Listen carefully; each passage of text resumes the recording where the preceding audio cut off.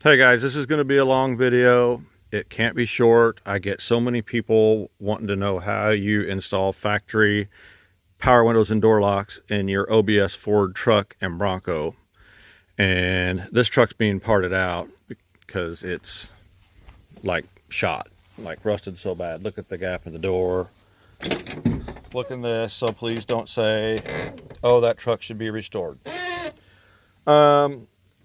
My cousin wants power windows and door locks put in his XL, and it just so happens this one has power mirrors too, which will be part of the harness, which is cool for him.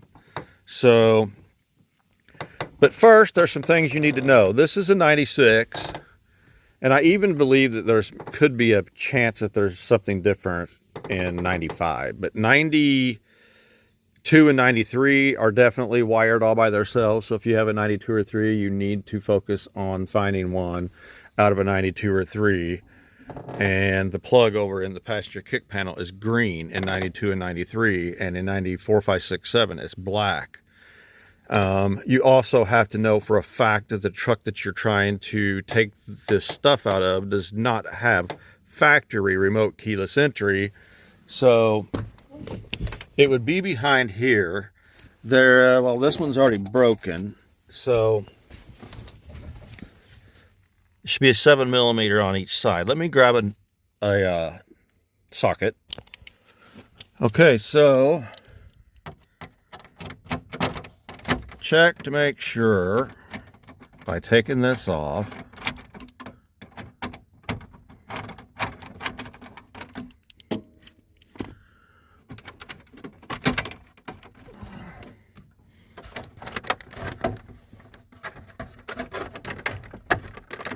Oh man, I need both hands.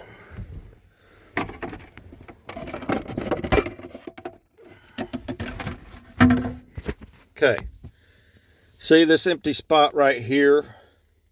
If you had factory keyless entry, the module will be bolted to that metal bracket. So let's walk over here and I'll show you what I'm talking about. Okay, so if you're at a junkyard and you take that panel off and you see this black box with the tension on it and those big numbers, that means that the truck has factory remote keyless entry, and you want to walk away from it, because if you're going to add all that, you have to change the whole complete dash harness and everything.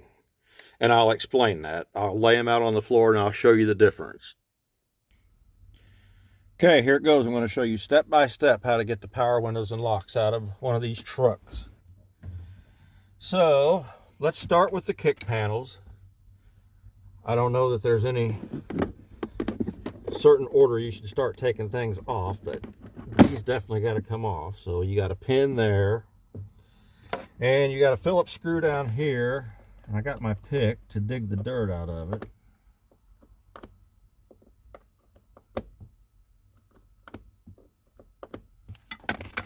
So we'll take this screw out.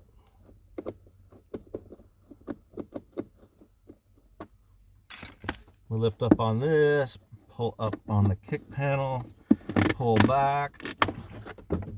That one's out, and this whole truck's being parted out, so we're not going to have to worry about putting any of this back together, but we will on the other truck when we go to put it back in. So we'll pull this out. Okay, this black plug right here is for your power windows and locks. And it's probably not very easy to get unplugged. Actually, before I do that, let me show you guys that all of these power windows and locks work.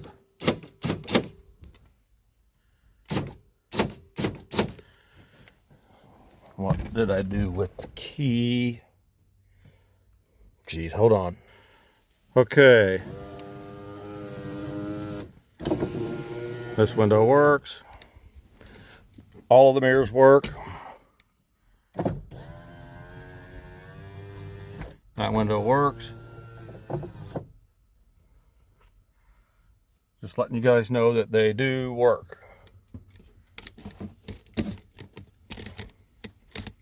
Let's get back on here. I gotta find a little screwdriver. Well, without walking all the way back up there, I'm just going to use my pick or this other little Phillips screwdriver to try to get this unplugged. You want to pry out a little bit on these clips. Just try your best not to break them. If they do break, it will still plug in and work. I would say this one's never been unplugged. This is how you install my plug and play remote keyless entries too, so it can be a fight to get them unplugged.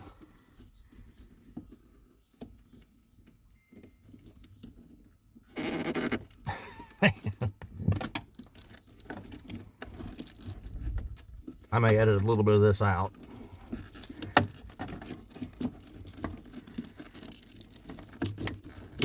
Okay, there we go. It's unplugged. And this small one here, if you don't have power mirrors, this isn't going to exist. But if you got power mirrors, you gotta unplug it, because that's what comes out of the door. So right here, these are what's going to go out of the door when we get the door panel off.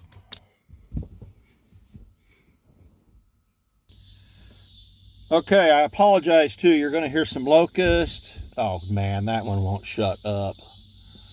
I'm out under a shade tree because it's so freaking hot today, and this truck's leaking gas like crazy. So I don't want to pull it in the shop. So, okay. I apologize for the bird and the locust noise, but just please bear with it. I'll show you how to do this. Now, this floor is so rusted that this screw's not holding anything. So we don't take that Phillips screw out.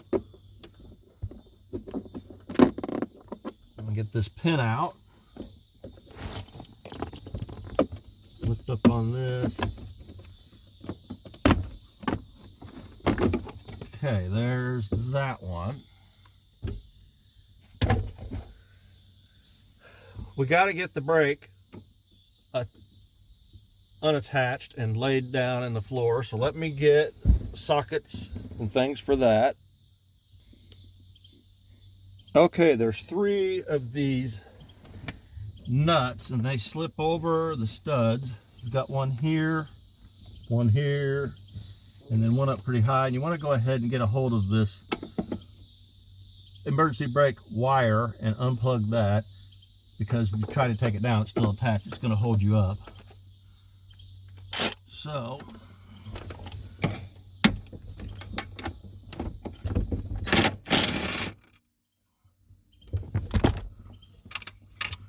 there's that one.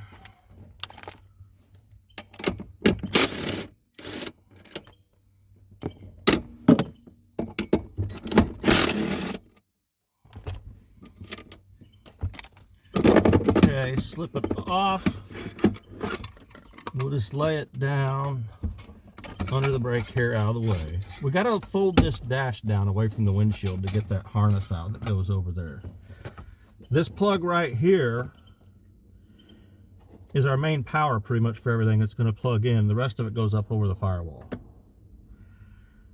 So I'm going to pull this out of its little holder, I think. Okay, that's loose. I don't know if we have to do this or not. Let me get in here.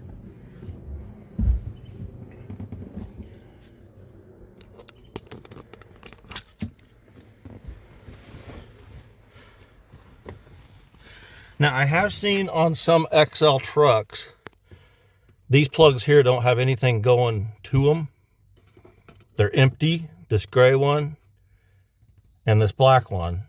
But my cousin looked last night, said that his truck that we're going to be putting these in does have stuff coming out of them and going down. So I think that that's all part of this harness here. But I have seen some XLs that don't have that. So I'm thinking that it's going to depend on whether you've got rear seat speakers and some sort of lighting group with map lights or something. I don't know if that was available in XL or not, but I'm saying that's why I've seen some with and some without. So you may need to get this whole harness that runs to the back if this plug doesn't exist and there's nothing plugged into these, but it looks like his has it. So I have a feeling when we get in his truck to this plug, I think it probably already exists. We're just going to plug into here. So Let's see what's next. Okay, both of these A-pillar moldings have to come off. This one's already broken here, so we don't have to take that screw out. Should have a screw up here and one here. And then we probably have to take this screw out to get it to come out from underneath there.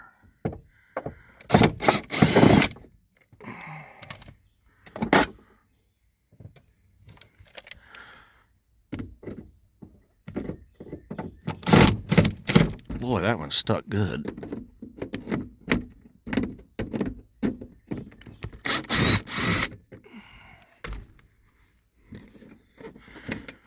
All right, I'm gonna need both hands for this one. It's gonna fight me.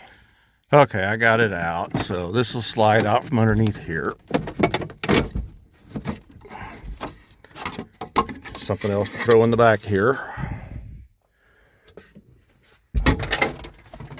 Now, we'll take that one off. I'm pretty sure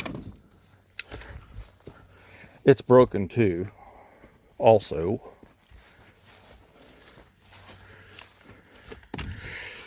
Yep, it's broken too, so we don't have to take that screw out. So let me get this one off. Okay, I'm gonna go ahead and take this one off too because it's still overlapping the dash. When we go to fold it back, it's just gonna hit it. So, not sure I can get the drill in there.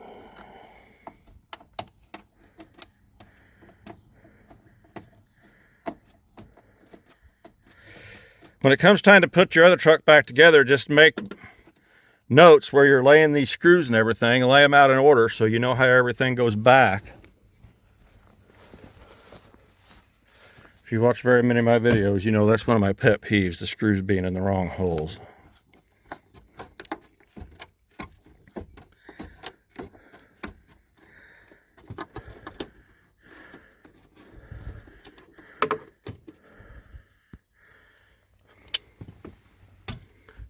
All right, so before we start unbolting the dash and everything, we got to drop the steering column too, but I think we'll just go ahead and take the door panels off. This door handle is missing. So let me get this set up on the tripod to do that. Okay, and I know I normally tell you guys not to use power tools, but we're going to as we're taking it apart, just not as we're putting it back together, because we don't want to break any plastic. And I do know that this is broken. There's a OBS Solutions offers a bracket to repair this, so I had my cousin order one of those. But the front clip is still clipped down, so that's good.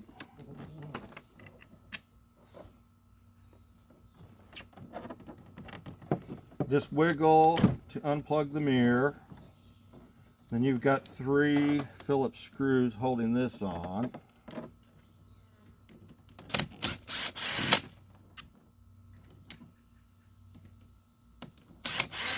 And I do need all this stuff, so I'm going to lay these screws where I know where they're at.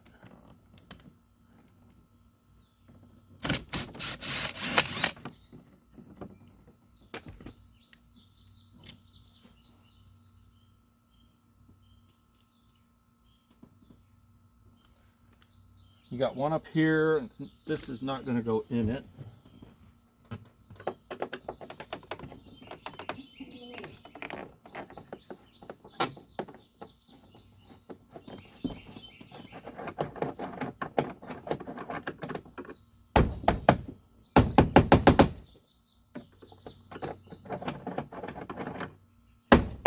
Well, I need a magnet. Stop to come out.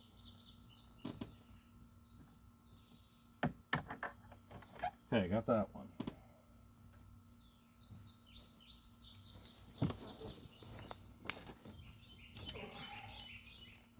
Should be all Phillips screws down along the bottom. Okay, guys, these screws are just too rusty and I had to chisel them out, so we're going to skip this part. Okay, the chisel worked. It just took a lot more beating than I had planned on. We've got one more screw in here, the Phillips. And again, I got to take my pick and dig all the dirt out of it so a screwdriver will go in it. we're going to open up the vent a little bit. You should have 2 or 3 clips back here. Of course, none of them are holding it right now. Twist the dome light, even though it's not working, out of its socket. Feed this stuff down through here. Okay, that door panel's off. Okay, this one's pretty much the same way. This one is broken too, so we're going to have to get a repair kit for this side as well.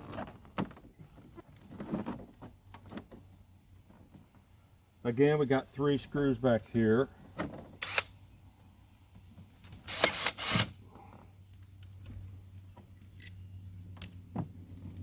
Again, we got to reuse this stuff, so I'm going to put it where I know where it is.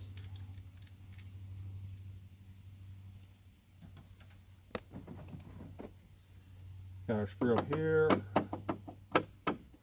I hope I don't have to fight those bottom ones like I did the other stuff.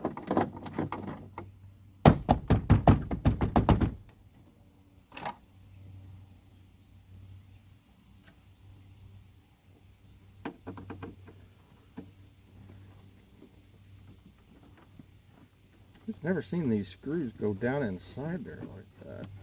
This one's coming out better than the other one. I don't know if you guys can see the sweat pouring off me, but we're going to take a break after this one.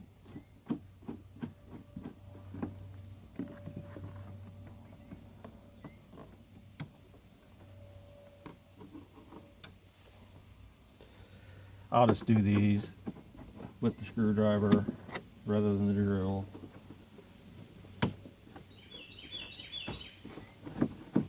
They're rusty, but not like the other side. Shouldn't say that yet.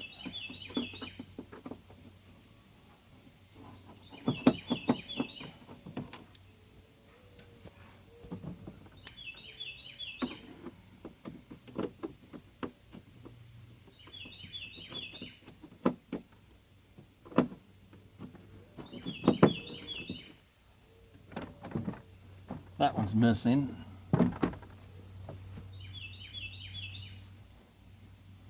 Again, let's open up the vent. Yep, these clips are gone too, but this still has a door handle on it, so we're going to lift up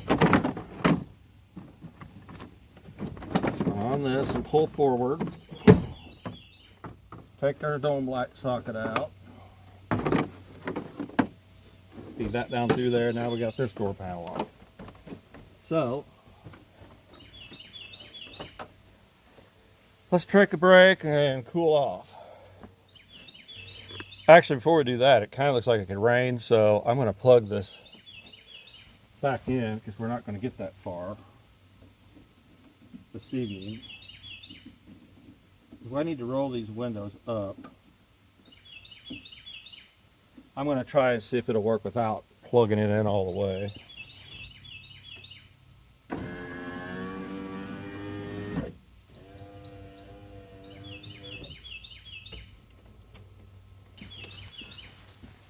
Okay, good, that worked. And guess what? It is starting to rain. It's sprinkling down, so we're going to stop. Here, watch this.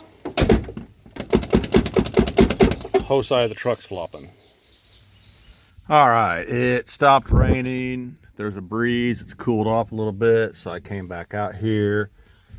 I think the next thing that we'll do is we'll take out these big bolts here on this big aluminum brace on the dash. There's 4. One here, one here, one up in there, and then there's one back in here behind, like right here. So we're going to take those 4 out. So let me get it set up here. All right, let's see if we can do this without hitting the camera. We'll take this one out of the top here first.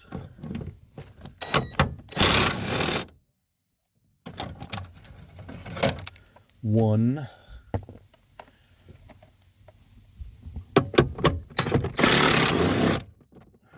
Two.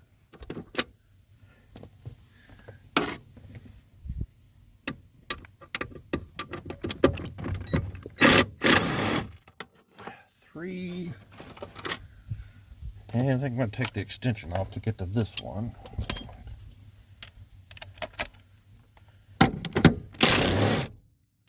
Okay, the dash just fell a little bit. So I believe the next step, now that we're kind of done in this area, is we need to drop the steering column. So let me focus in on that. Okay, we got 4 nuts. One here, one back here, one over here, one over here. We're going to spin off those. I think those are 14 millimeter. But this cable for the shift indicator, park neutral and all that, you know, this one appears to be good. So we need to take it loose and get it out of the way. There's no sense in breaking it. And I went to go for a 5.5 socket and I didn't see one. So I grabbed a 7/32 and it's working. So that thing stays in there if you don't back it out all the way. And then the cable goes up and just loops on a little arm on the gear shift.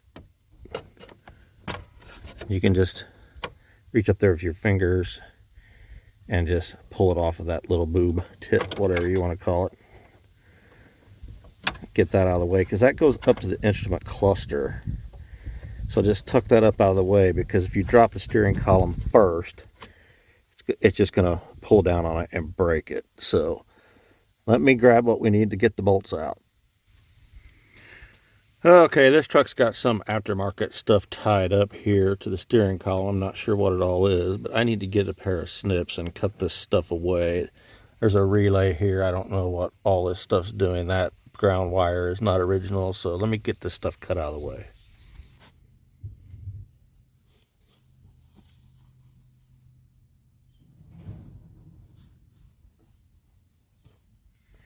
All right, I had to back the truck up because we were getting too much of a glare in here from the sun. I want to go ahead and unplug this plug right here if I can before I drop this dash, because then I might not be able to get to it. This is the power to everything. I got the locks disconnected. If I could just get enough pull on it.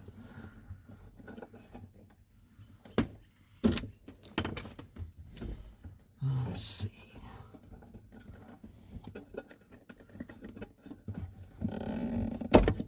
There we go.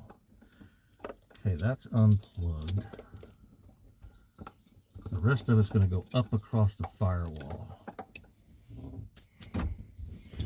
Now, I believe we can go ahead and drop the steering column, and I hope that it gives us enough slack with these wires. There's a piece of tape. I don't remember if I need to unplug this stuff or not. You don't want to unplug this one because it's airbag and the battery is still hooked up. Let's just drop it and see what it does. If we have to, we can put it back up.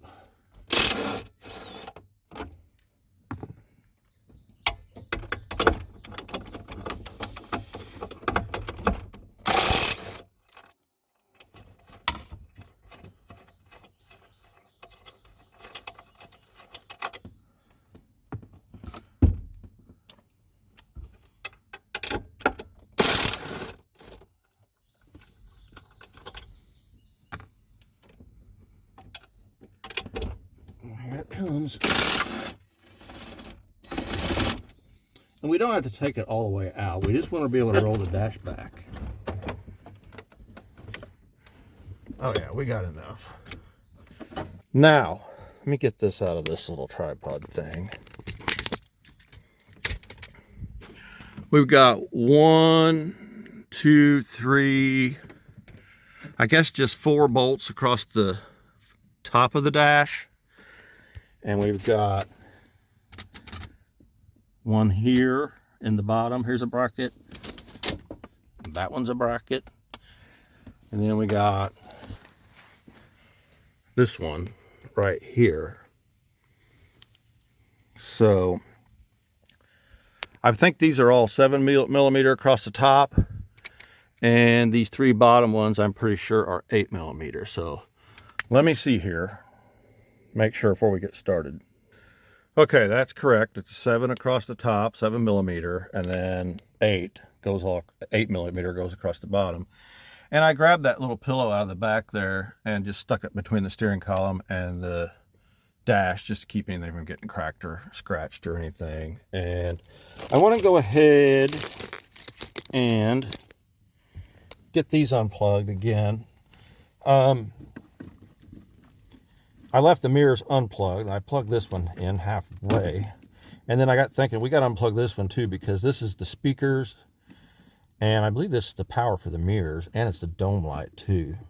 The courtesy light in the door. So,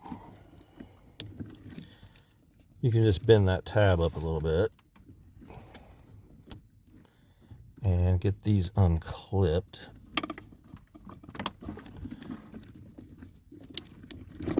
Close.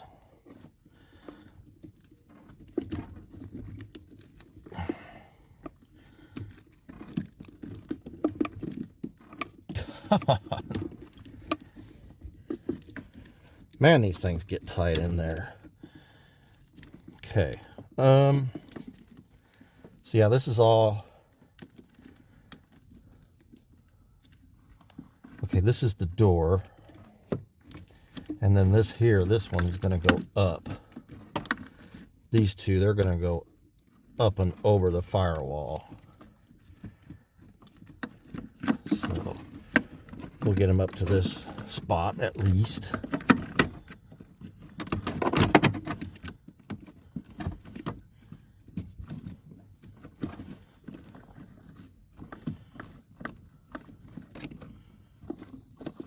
Well,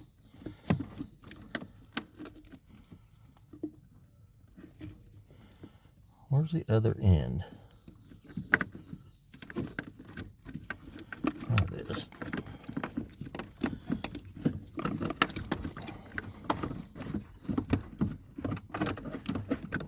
Okay, I think that's up and out of there and clearing everything. So I'll get you set up on a different tripod. The air stopped moving again, so it's hot again. All right, let's see. What should I take out first?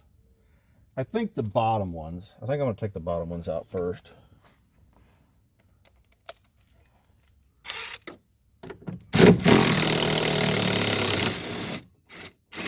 I'm not sure what year they corrected this. This was plastic and it was always broke and the dash would jump up and down. They replaced it with metal sometime. I had a 90. I think mine was a 93 and it was plastic and it was broken.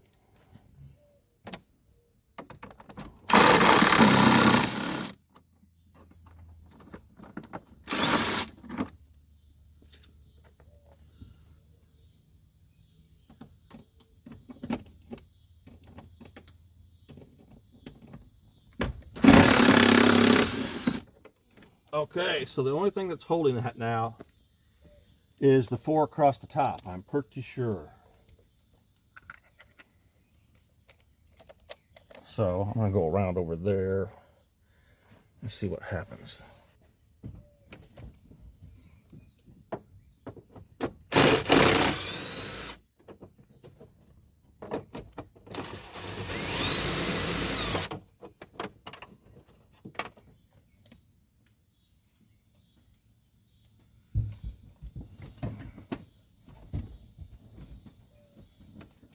I'll go all the way over this side.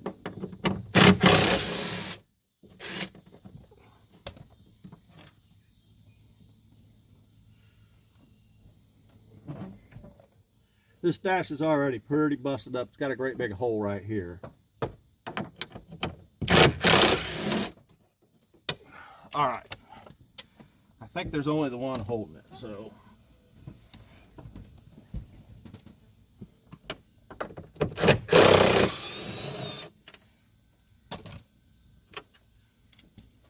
Could be wrong, but I think it should roll back now.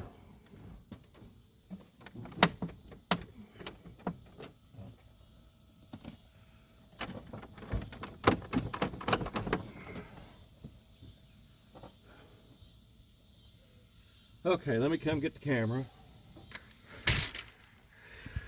Here's what we're after. This harness that runs all the way across the firewall in these plastic loops. We can unloop it all the way across.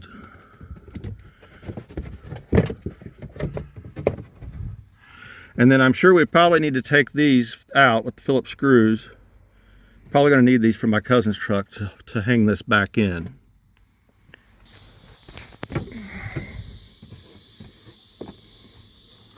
Okay, they're all out of the loop. And then we've got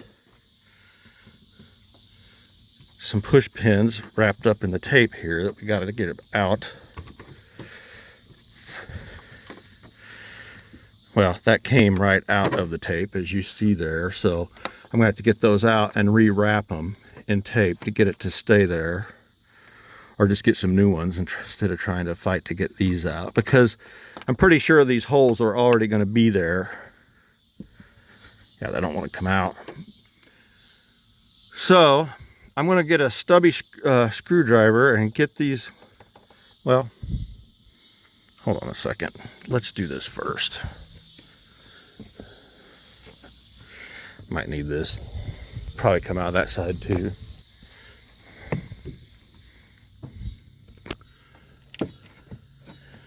Yeah, there's one in there. I don't know if I can get it or not. Let me grab these Harbor Freight things. Okay, nope, I don't think these are going to go in there either. Let's see. Oh, well, they did. That's cool. So now we got to finish fishing this thing up through here. I don't think there should be anything else holding it.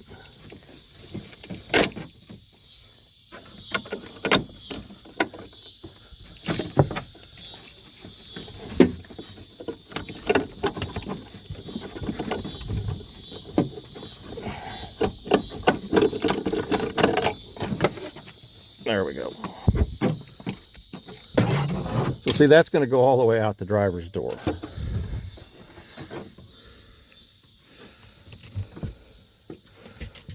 Okay.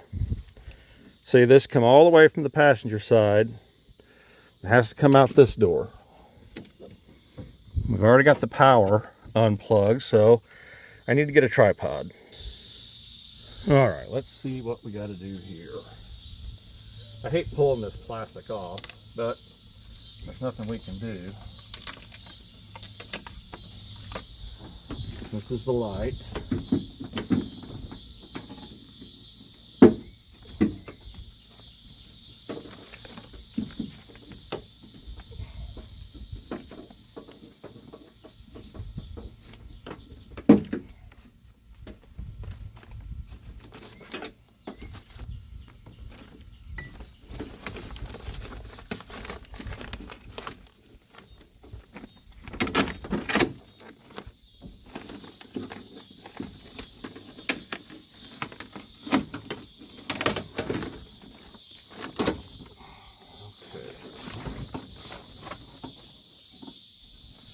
This is the mirror right here.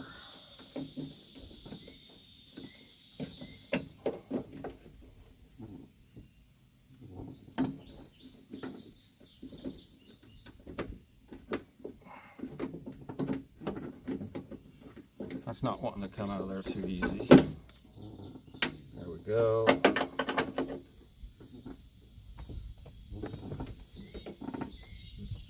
This is held on. We're going to have to get it out.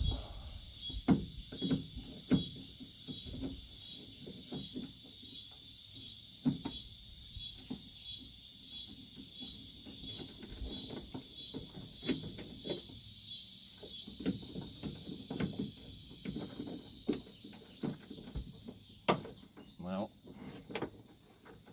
we got to get the speaker out of there because this is pulling on it pretty good. And I think they're set.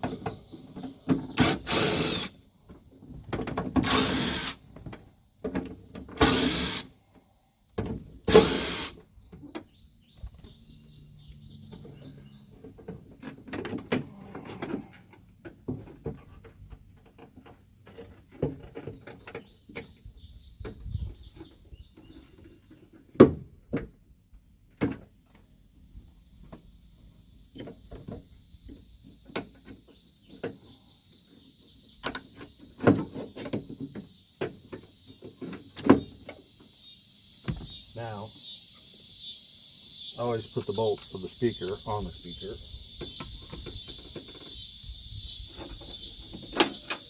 So there's that. This is the power window motor.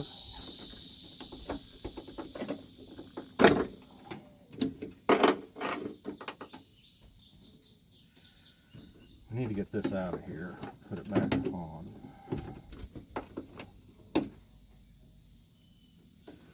Okay.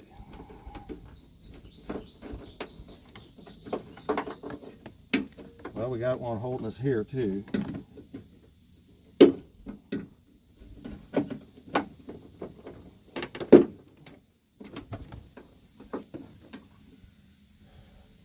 this back on.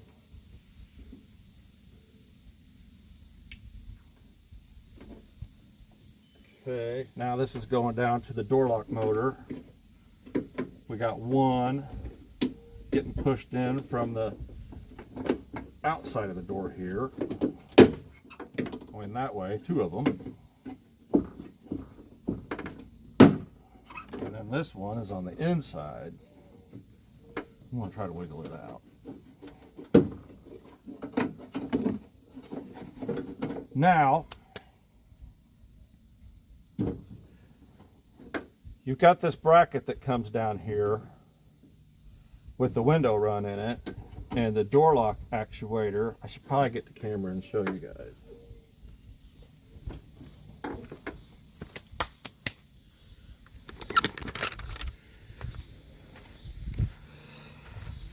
We got to drill out this rivet to get the door lock actuator out. And then you've got, we're going to have to get this metal bracket, this metal run out of the way, and see our window wire has got another push pin in it right here. We need to get that loose. So there's that. Okay guys, I'm going to stop and I'm going to re-edit this in. After you drill your rivet out for the power door lock actuator and you take the bolt out for this window run, I don't want you to take the window run out. I want you to leave the rubber in it and leave it in there like that, and just pull the glass out of it and get this around it like that, because this is just too hard to get that rubber back in this window run and get it stuck back up in there. So once you get the bolt out, just kind of get the glass out of this and move it over like that, and then get a hold of the door lock actuator and just pull it towards you, and it's going to unhook right out of that. There's a hole right there, a little plastic grommet, and you just want to rotate it towards you and then push back towards the back of the door, and it comes right out. See there? It's in there like this, so you're pulling it and then pushing back towards the door to get out of the hole, and then down. Let me find that door latch and show you. Okay, so this door latch is out of a Chrysler, but it's just to show you kind of what's going on. When you're looking in there, it's in there like that, and all you're doing is kind of tilting it like this and pushing it out. And then when you go to put it back in, which I'll show you on the driver's door when we put it back in, I'm not going to show you how I did it on the passenger side because I don't like how I showed you. But when you go back in, you're just going to be doing that. And there's already a plastic grommet in it, even though it doesn't have factory power lock. So just don't take this window run out. Just don't take that big aluminum thing and the weather stripping out. Just pull it out of your way. There's plenty of room to get it. Okay. Now we're just plugged into the bottom of the actuator. So we got to get a socket and get this nut out of here. So let me find one. I think it's 11 millimeter. Okay. Yep, that is 11 millimeter. So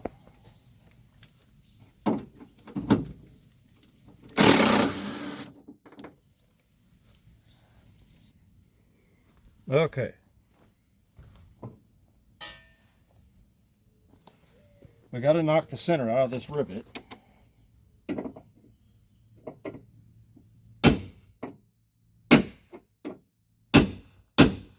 didn't hear it hit bottom, but it's through there.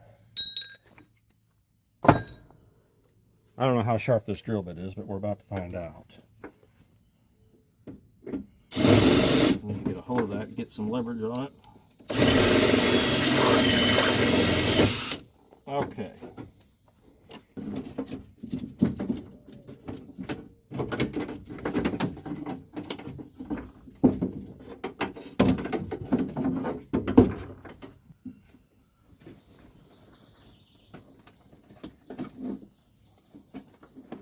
Just grab a hold of the rubber and squeeze it.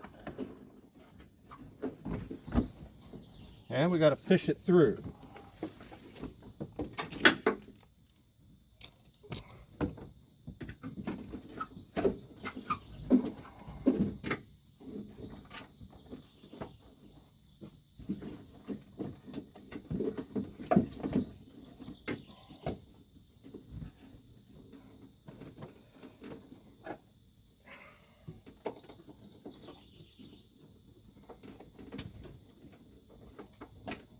There may be a wiring harness for the dome lights getting in our way. I don't know.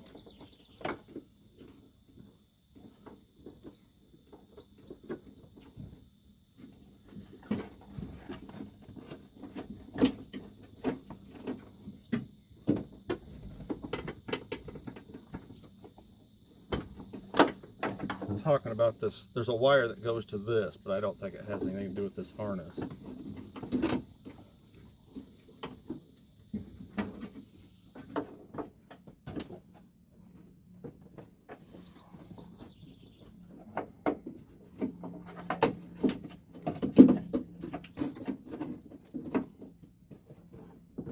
Just keep feeding it out of there. I don't know why they didn't make a plug to unplug this there. They used to. 92 was the first year they didn't.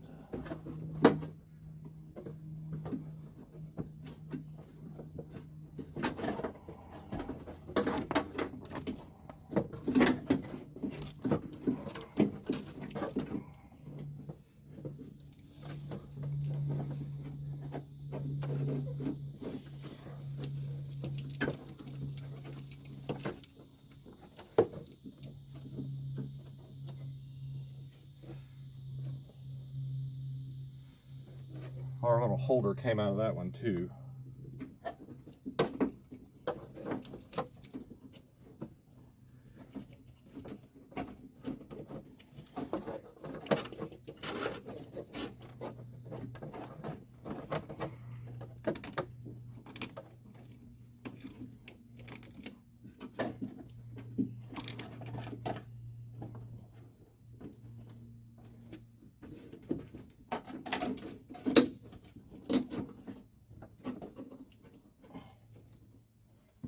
Sorry if I'm in your guys' way, but I'm just fishing the wire through the harness.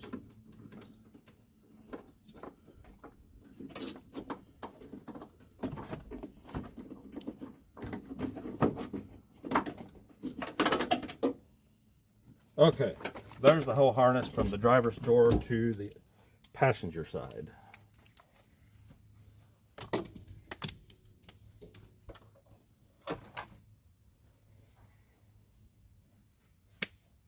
All we got left is to get the window regulator out of here, but I think I'm going to leave it there right at the moment because I think it could rain again any time, and the window's up. And then, of course, we're going to take the mirror off. Somebody never tightened this to start with. It don't look like. It's a mirror bracket. So, I say we go to the other side and get that harness out. Okay, this has got an aftermarket speaker in it, but it looks like they used the original screws. Oh crap, they cut the wires too. Jeez, that drives me freaking nuts. They soldered them, but I'm gonna have to solder a plug off my cousin's in there, I guess. Put these screws back there. Oh man. I'll get it the correct one back on it.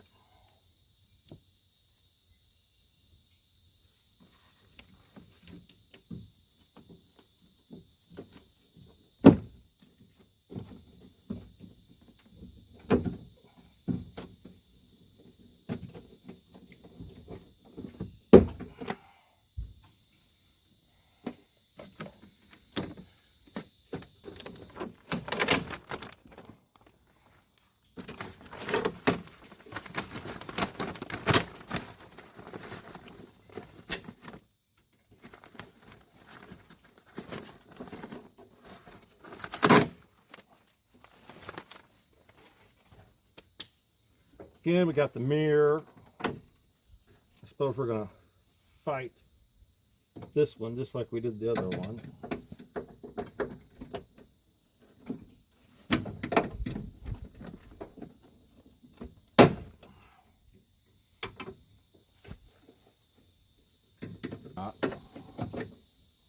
Yeah, it did. Stayed in the plug anyway.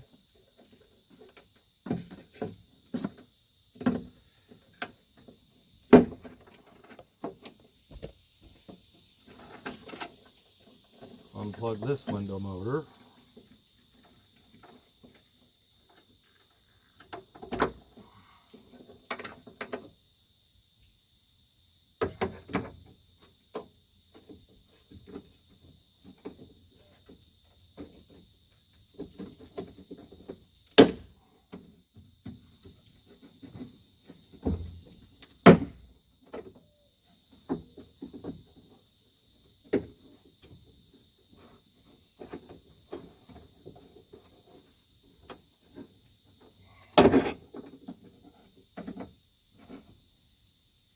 Okay, same on this side. We're going to try to wiggle this out of that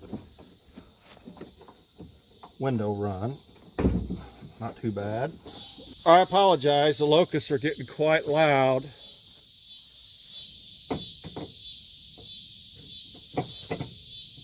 I had another truck video with them in the background. We're about to wrap this up anyway.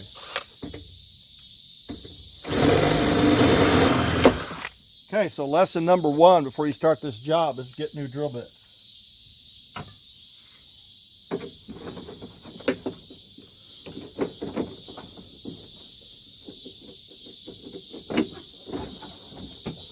Again, I'm just spinning it off of there.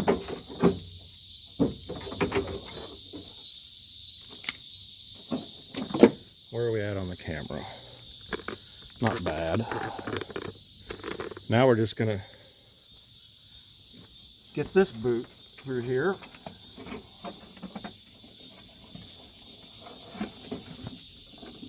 Gotta feed these up here through it.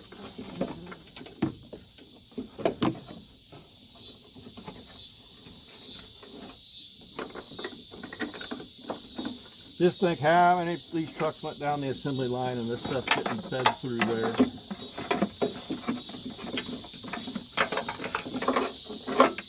Okay, there's that side.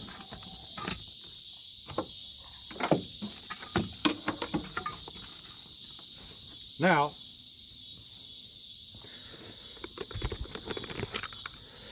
like I said, I got to get a little screwdriver and get these 3 clips out of here. So I think you guys can do that without me. Let me go find a stubby.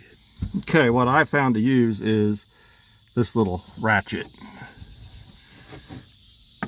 to get in here.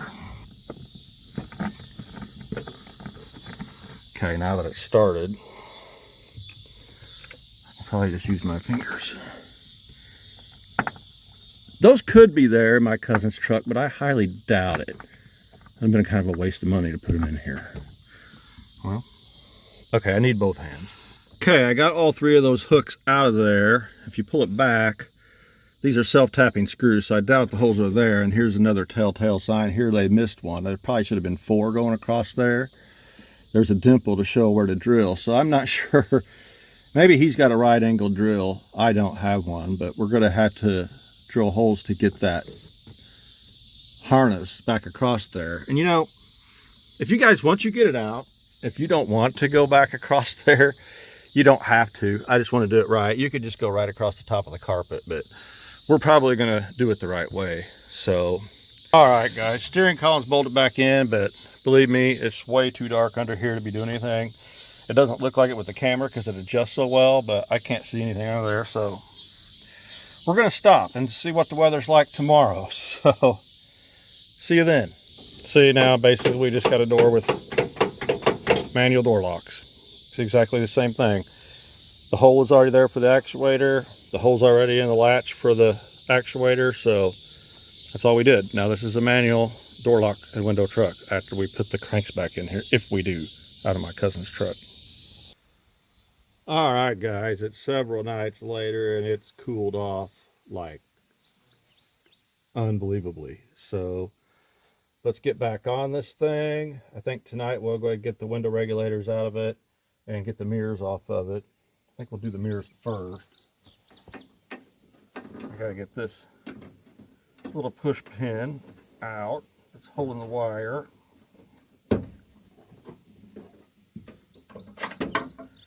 And before we take this one out, I think we'll go around and take off the others. I believe they are T25. I checked the other day.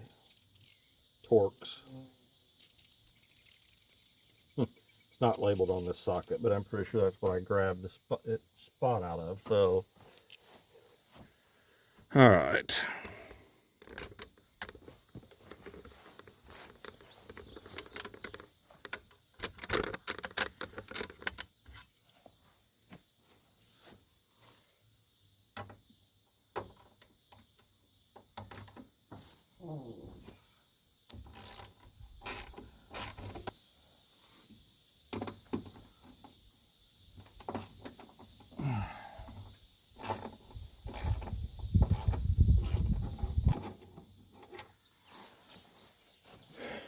All right, now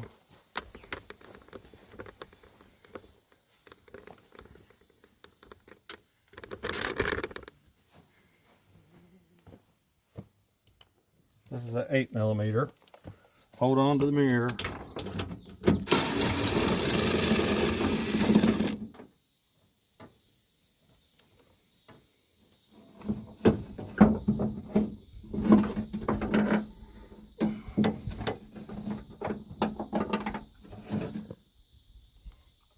All right, there's that power mirror. Here is the truck that this stuff's all going in. My cousin's. We'll get a little bit better look at it when we have more room. Oh yeah, let's go over here to this side first.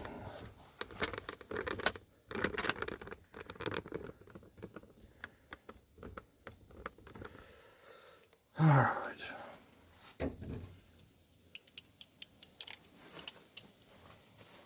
Get the ratchet back on here.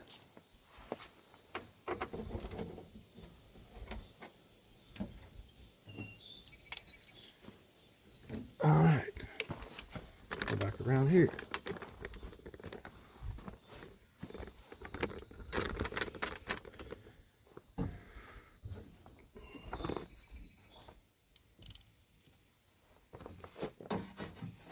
Again, we got to get this wire holder out of here.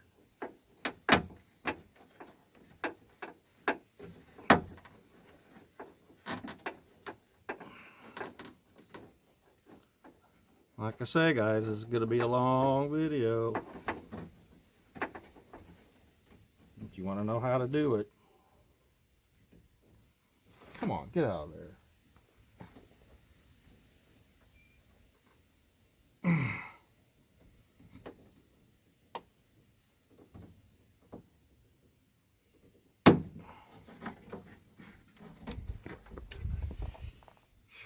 If I remember right, that mirror was stuck right there in that hole. Let's hope it was. We can always go back and look at the video.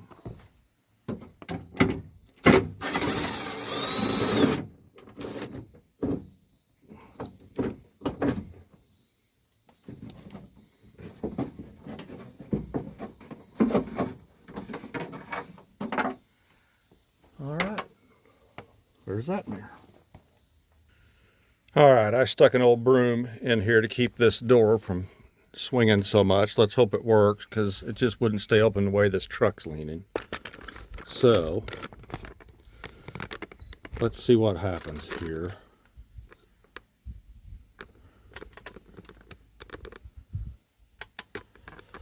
We got 4 rivets to get out.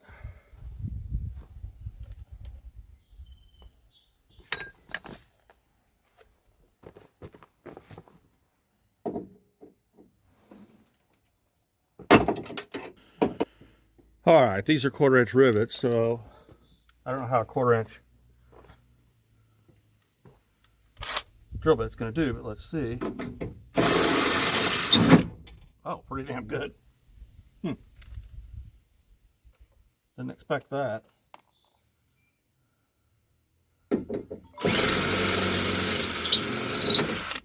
Wow. I did not just go buy these. They were in a tool bag. I think I bought them when I was in Dearborn for some reason. Should have been using these on the door lock actuators, huh? Whoa. There we go. Better hold on to it. It's going to fall.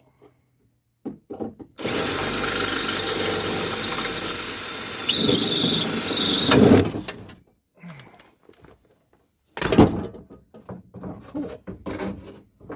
But I think the window needs to be up to get this out.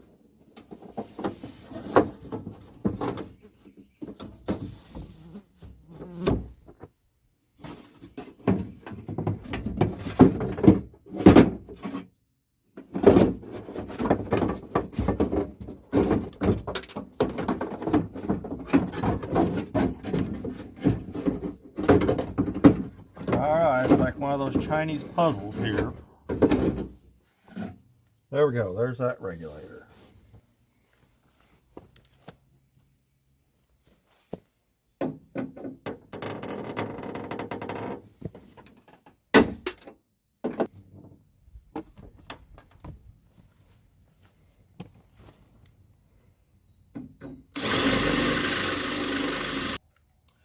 See if I can hold this a little bit better this time. Probably hurt myself.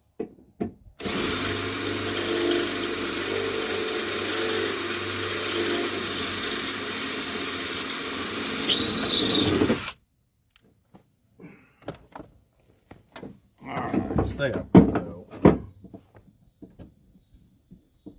Boy, it slides right out up there at the top like that.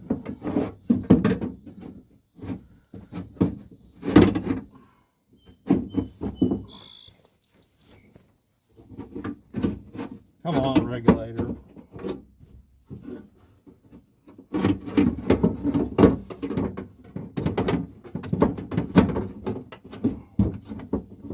We're hung up on that vent window run. I don't know why the other side came out so easy.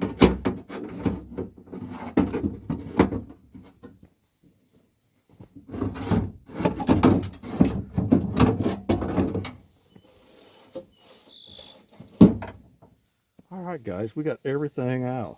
It's even got an L on it. Didn't expect that. Alright.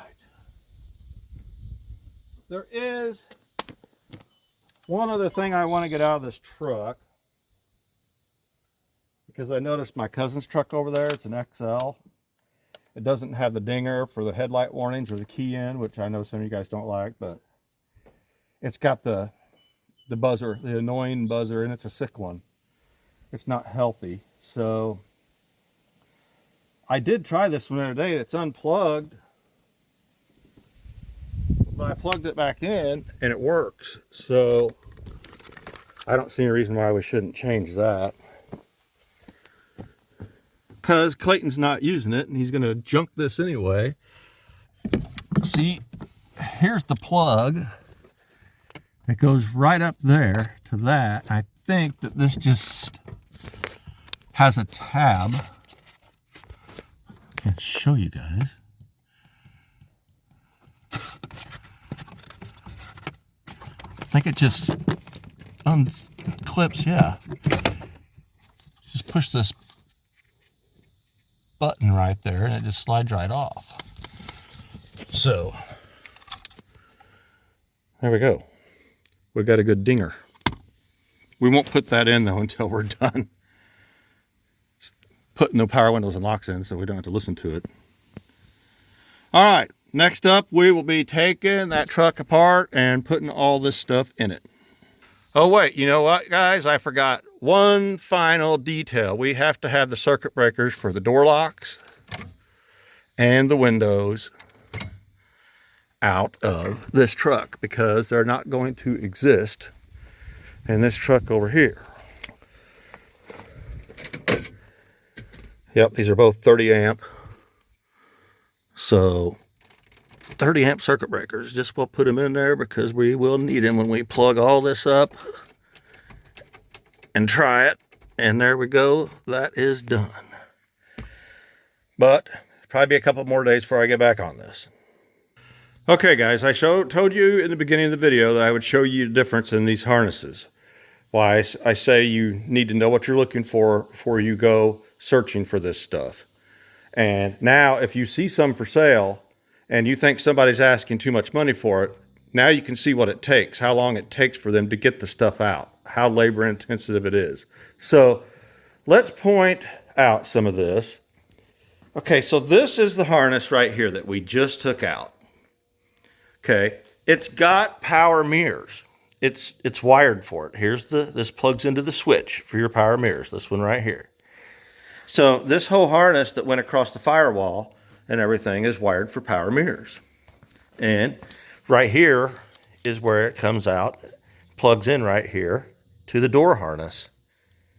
Right there. Okay, that's power windows, door locks, and power mirrors. You couldn't get power windows and door locks separately. If you got power windows, you got locks. You know, they came together, but power mirrors still had to be ordered separate. So the harness we just took out, if you want power windows, power door locks, and mirrors, that's what you need to find. Now, this next one back here, this one is power windows and power door locks only. See, we get up here to the switch, that's all you've got. Power windows, power door locks. There's no plug for the power mirror switch. It simply is not wired for it. Okay, so if you want power mirrors, you need to find one that's wired for it, because if it don't have the power mirror switch, don't think the plug's there, because it's not. Now, what I was talking about, the one with factory keyless entry, look at this mess. If you want to add factory keyless entry to your truck this way, you have to take the whole complete dash out of the truck and take the whole dash harness out of the truck. Here's your keyless entry module.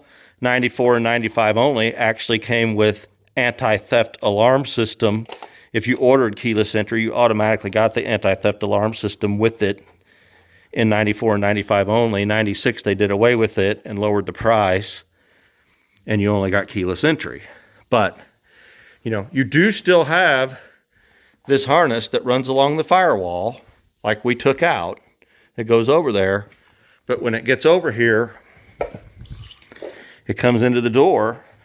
But then it also, there's a lot of stuff soldered to this stuff in the door that comes back and reverses and goes back into the dash harness to go back over here to the keyless entry module and the fuse box and stuff.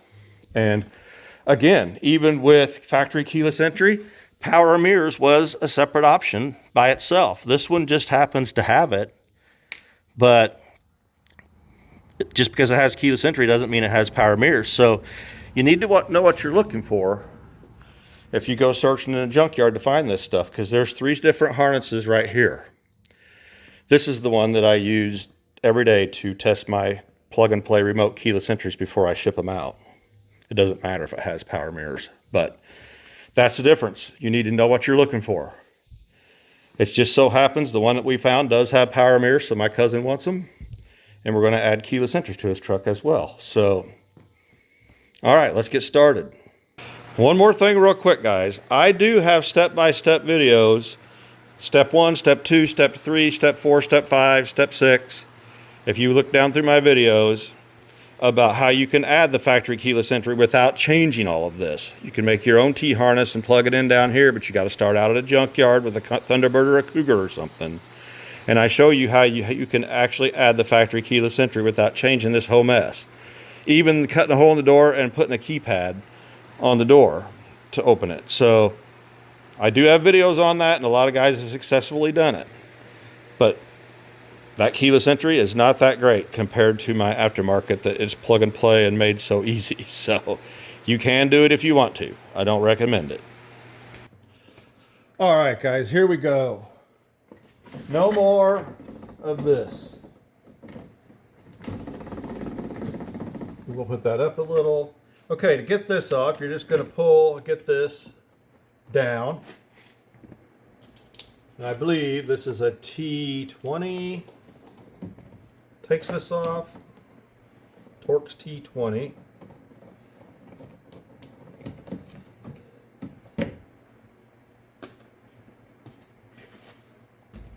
We got a Phillips in here.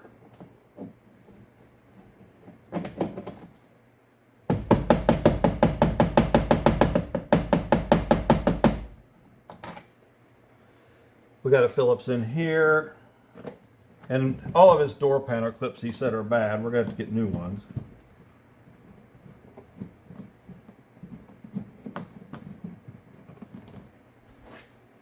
There's no light. This is just a reflector, so there's no wires in here to deal with. Open the vent a little bit.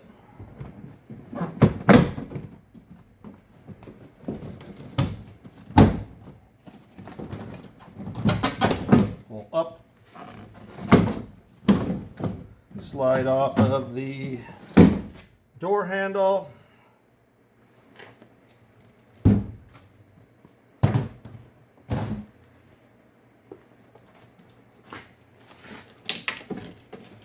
Here we go again with this stuff. But we are going to have to find something suitable to put back on it.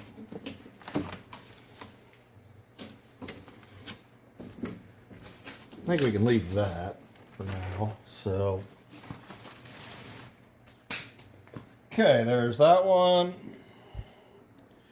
You know, while we're here, the rest of this stuff might as well just go ahead and come out of the door. We got to get it out.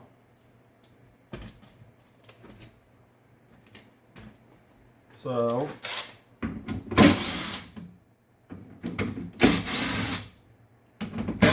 guess it doesn't matter what we do first. It's all got to be done.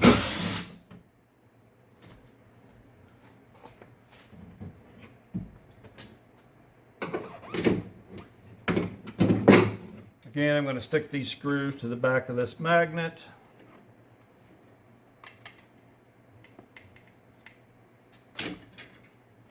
That's unplugged.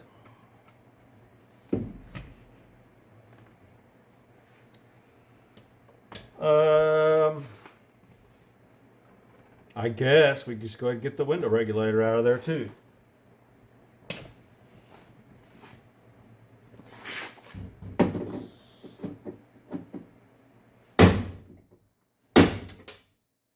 Now on this one, we'll have to get this stuff out of the bottom of the door. We don't want to leave it in there. That other truck's getting scrapped, so it didn't matter, but I'll vacuum this stuff out.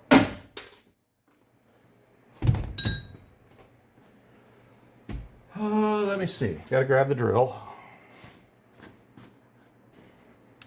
Okay.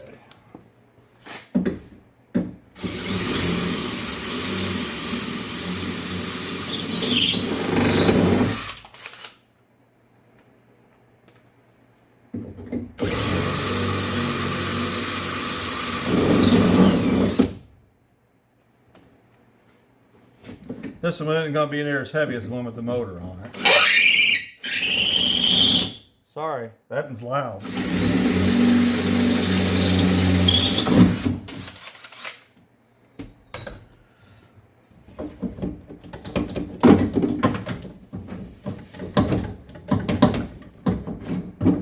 Come on.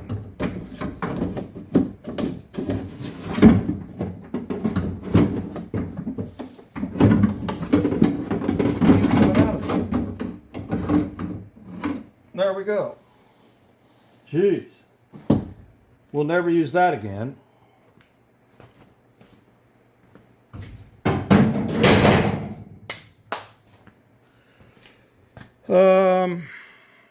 We do have to get this harness out of here because all he's got is a speaker, and the power window and door lock harness has that on it.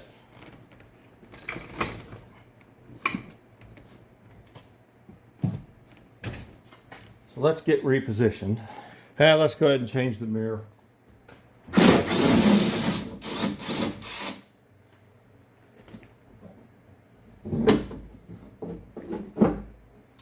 Manual mirror off. I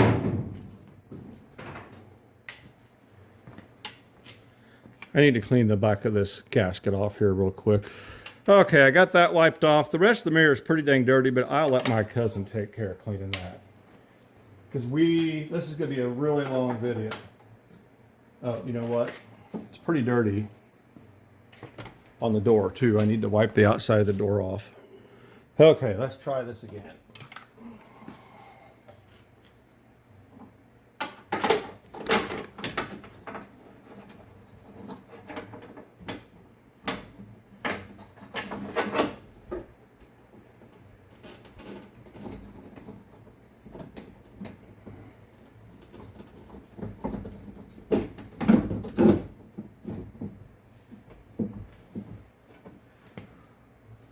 Put this in here to hold it.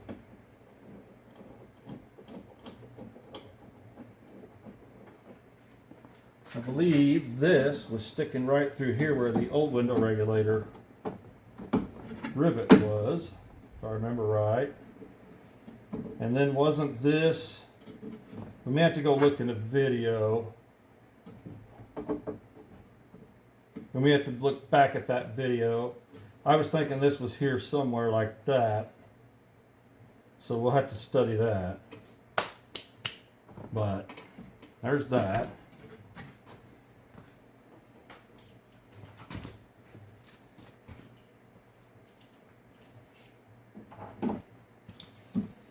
Okay, we're tightened up on the outside. So we should be good to just do this. The dirty power mirror is on. Now, I think we'll get positioned in here at this kick panel. Get this wiring harness out. Okay, his push pin is missing out of this kick panel, so we have to use one out of the other truck, but we'll take this Phillips out of the scuff plate here. Set it over here. Pull back.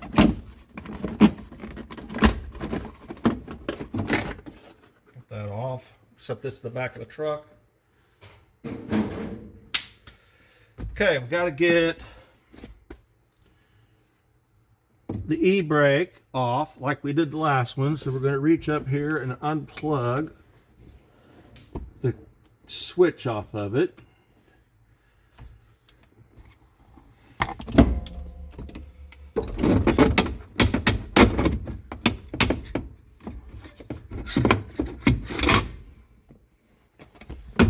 Okay, now there shouldn't be anything going up, I don't believe. We've just got this one plug right here. We got to get disconnected to get the harness out of the door. Okay, I finally got the push pin pulled out with the plug. I got it out here and got it unplugged. So now all we got to do is get a hold of this accordion coming out of the door to get this harness out. So there it is. That's all there was to this one, was a speaker harness. We're going to have to cut the other end off that other side, remember, because they cut it. But this gets thrown in the back of the truck for now as well. I say let's go ahead and see if we can go ahead and put this window regulator in. That way the window will be up and out of the way. Probably gonna have to fight it.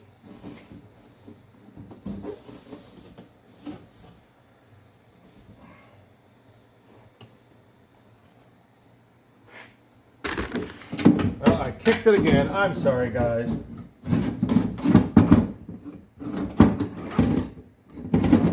I'll stop and make sure we're still on.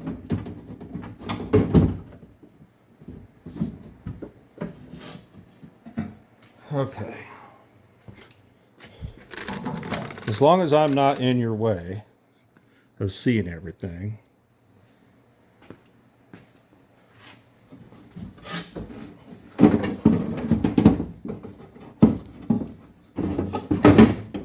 We got to get the slider in the bottom of the window here.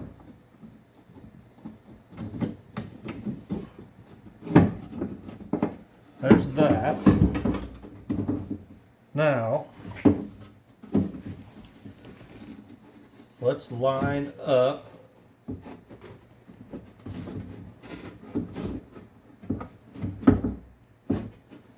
these windows were up pretty tight too.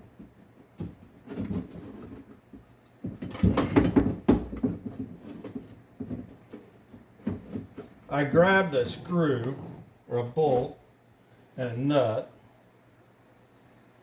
to see if I can get it started in there to hold it while we put the rivets in. Gotta get it lined up. Okay, there's that. If it's the right one, I think it is.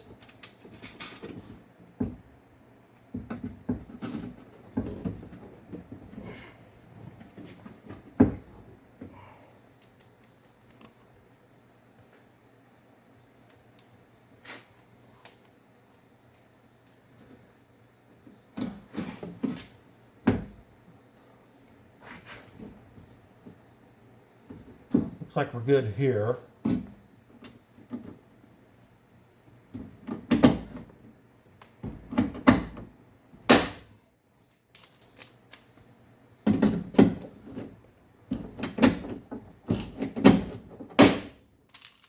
Okay.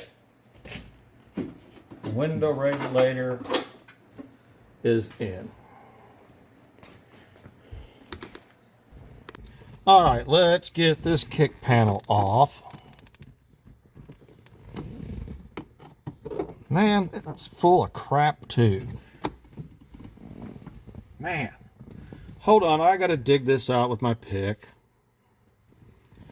Okay, I got it dug out with my pick.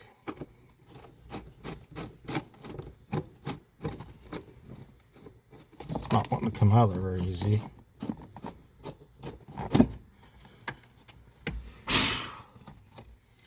And we got to take this clip out.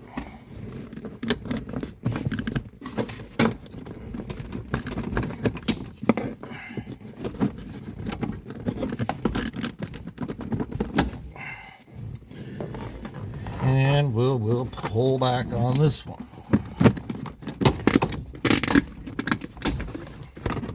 And throw it in the back of the truck.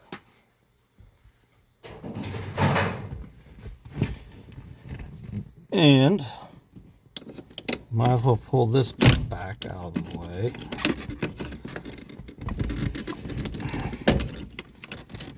This right here is the one I think we're going to have to unplug.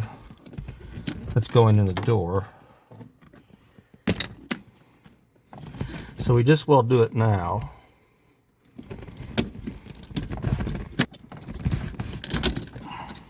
Okay, that's the speaker harness. It's going to come up out of the door here. Let's get repositioned. Okay, same as the other side. We've got a Phillips here.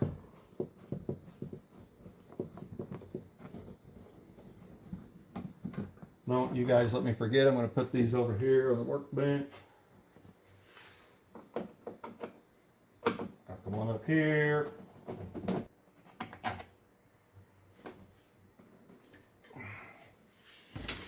And our crank.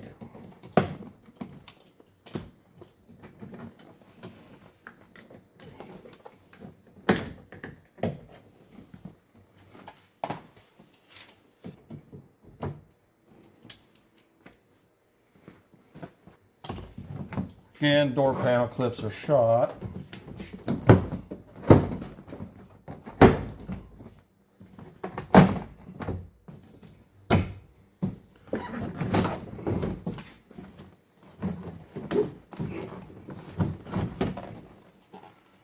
There's that door panel. Don't need that.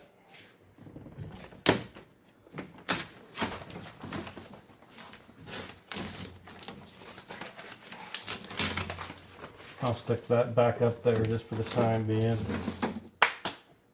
Here's a door panel clip. One stayed in.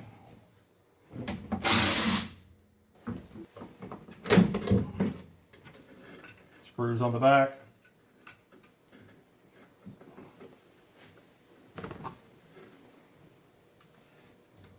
This is the one that we have to cut off of this harness and put on the one that they cut off of the one we took out of the other truck.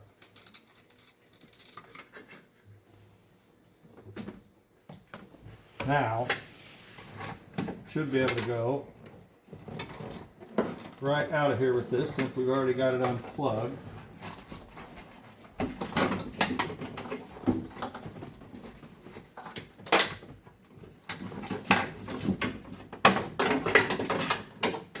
There's that one, but we're going to need that.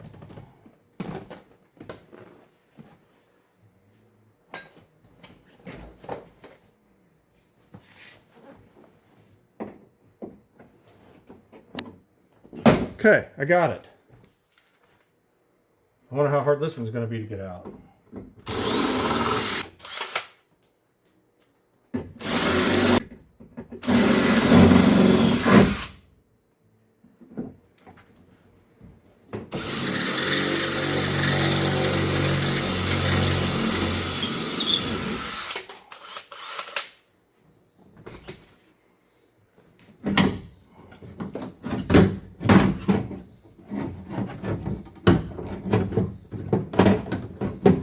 That crankshaft really is tougher to get out of there than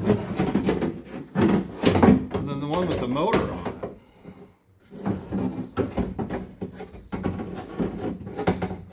Oh, that one wasn't as bad as the last one. Back of the truck.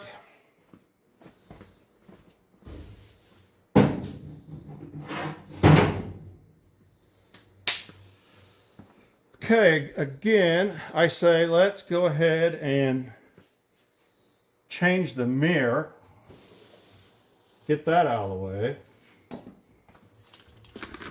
I already wiped this other mirror. Oh, you know what? I'm going to stop right now. I'm going to vacuum up all these shavings and vacuum the rivets out of the bottom of the door. Okay, I got all that vacuumed up, and I even went ahead and bumped that window regulator down with the battery, so that's out of the way. And we go to put it back in, we're going to have to worry about that. So, not going to have to worry about it. So let's go ahead and get this power mirror changed. Well, this manual mirror for the power mirror.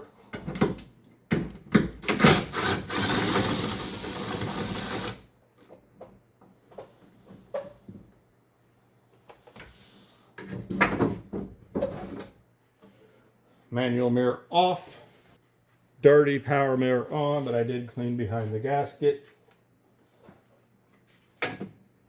Oh, forgot, we got to wipe off the door. Okay.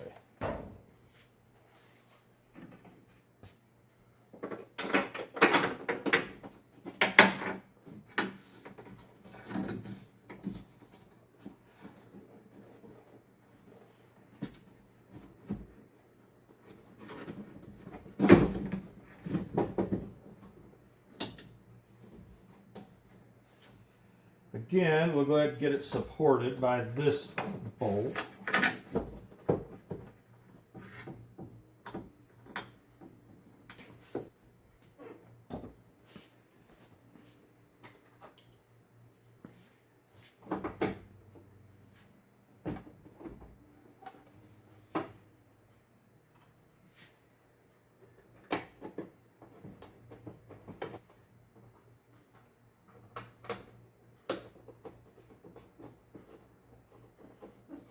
These power mirrors are chrome on the back too, compared to the other ones just being black, so that's cool.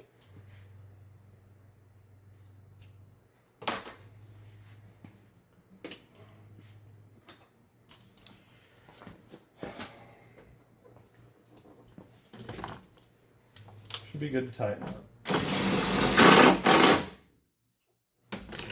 And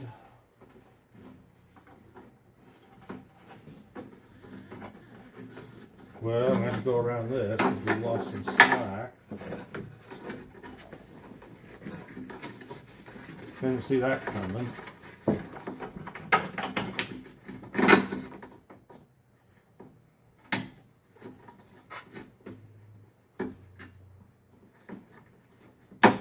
So the mirror's on.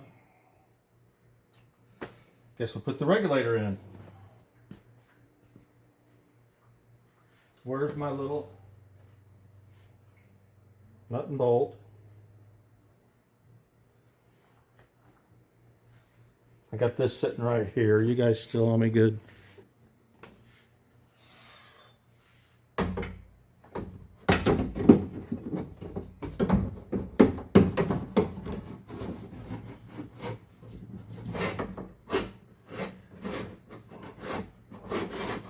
Come on.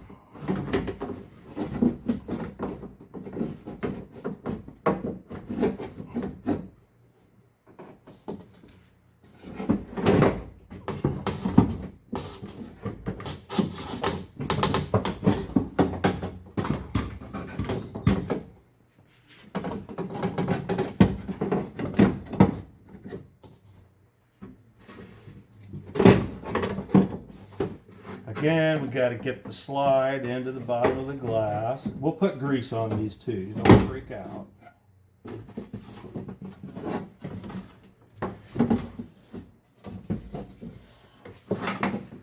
All right, let's get it lined up again.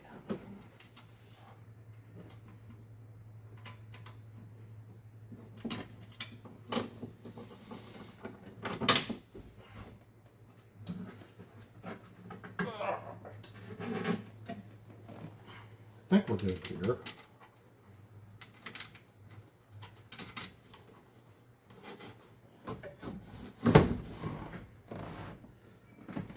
Now, time for some rivets.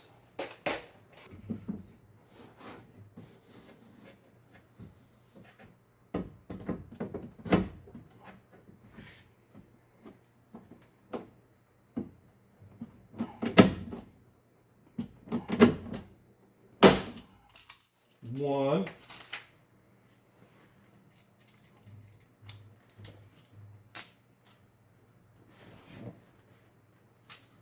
Huh. It's not looking real lined up there.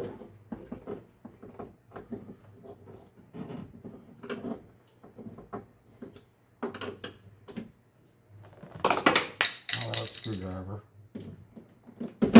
Okay.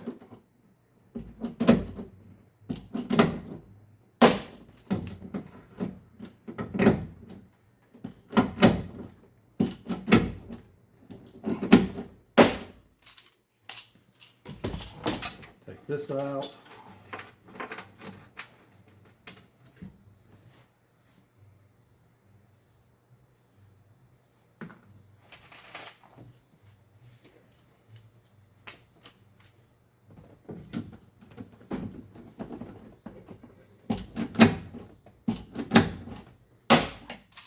All right, that regulator's in. So let's think about what we're going to do next. Alrighty, I think we'll go ahead and feed this passenger harness into the door. I'm going to leave it up to my cousin to clean this. I'll just let him take it to the car wash and clean this boot. But, okay, I think we're going through this way and through this hole.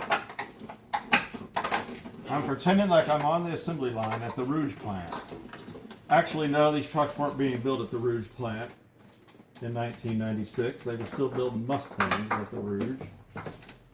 So maybe this truck was built in Kansas City or Louisville. I don't know.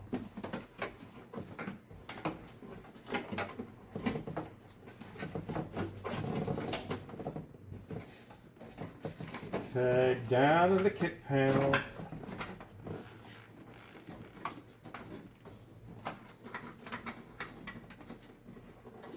A pillar, I should say.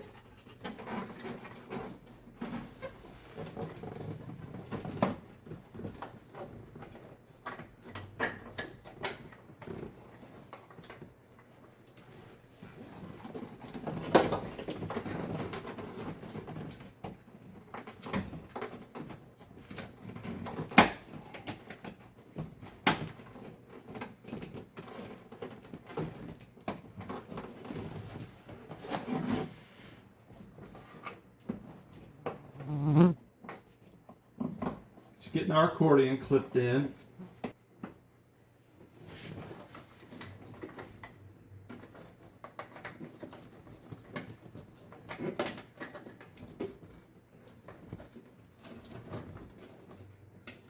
Okay, we're going to just leave these wires right here, because then when they come over from the firewall, we're going to plug in the power window and door lock one and the mirror one. The speaker and stuff and the light is going to plug in right here where we unplugged it, but I'm going to leave it unplugged until I make sure we've got all the length and everything that we need.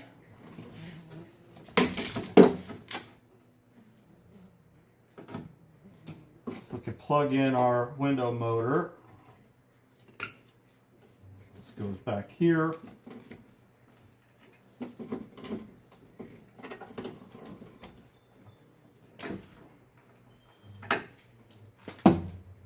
This is the power mirror, and it was, let's see, I think we were like this. Of course, this is going to come up here for the speaker. We got to solder the plug on. Okay, power mirror was in this hole. This one was in this hole. So then this is going to plug in here, and this is going to pop in here. I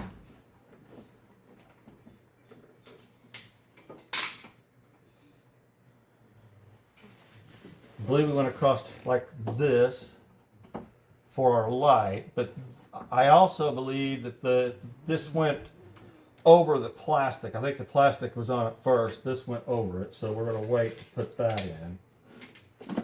Power door lock actuator here, here, and then this one came in from the back side, if I remember right.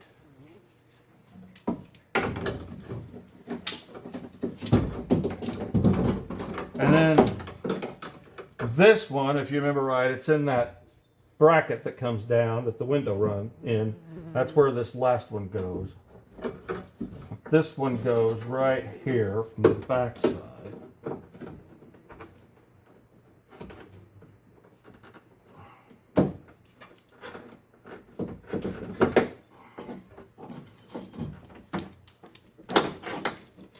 Okay, so we'll just drop that down in there for the time being. Check it out, the door is pretty much wired. That's going to go right up there when the door panel's back on.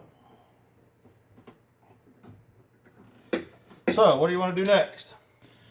Okay, look at this, guys. I was going to go ahead and cut this plug off for the speaker. And in this one, we've got orange and green, I think, and blue white, and it doesn't jive with the wires that are coming up for this speaker.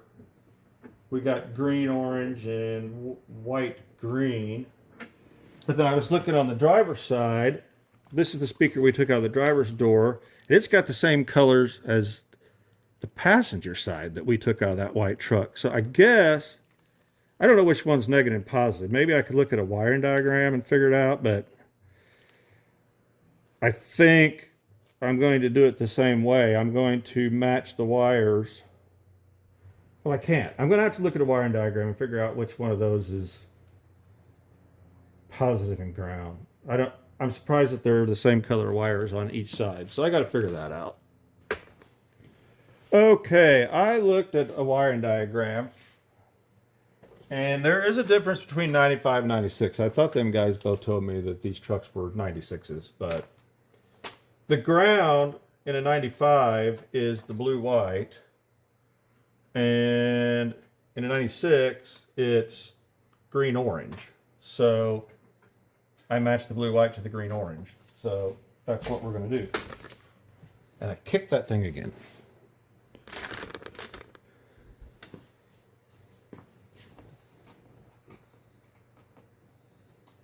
So this should be fine. Plug it in.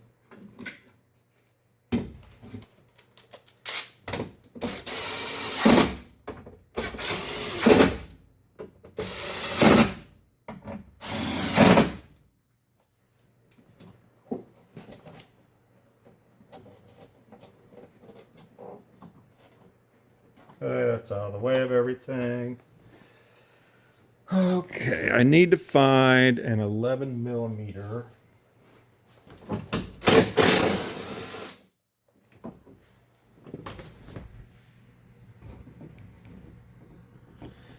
Okay, see when I do this manually, right here, there's a bush in it, so we need to get this door lock actuator behind it.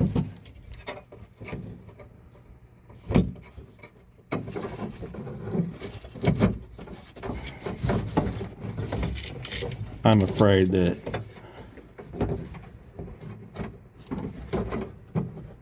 I'm not going to be able to show you well. Okay, yeah, it's working. See, it went right through there.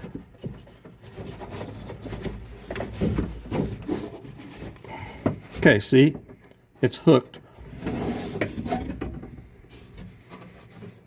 Came in from behind and just spun it around, and it's hooked in there. And see, when I pull up and down on the plunger, the door lock actuator is attached to it. So now we're just going to hold it up in the metal bracket into this hole and match it up, and we're going to put a, where are you? Right there. We're going to put a rivet in that. Okay, I always put tape around it in case this rivet gun was to slip and scratch it. Not like here where you're not going to see a scratch, but on here, if it did slip and scratch, then you could see it. So, all right, we're going to get the hole lined up, get this in here, and then we're going to go slow to make sure that this stays on.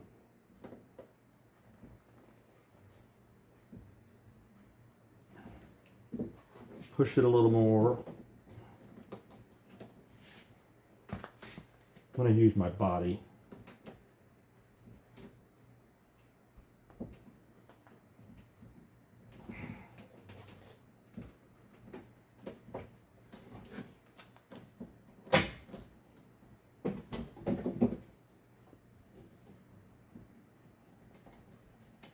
God, it's tougher than it looks.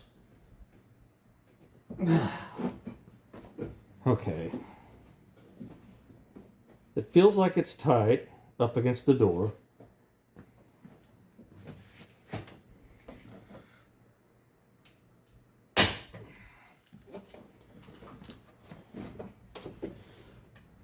Okay. Feels good and tight. Seems to be working, so we pull this off. Actually, I'll save this for the other side so we don't waste other tape.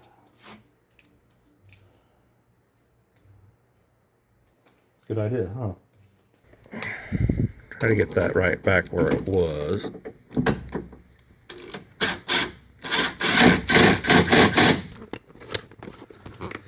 So, we'll just show you this out here.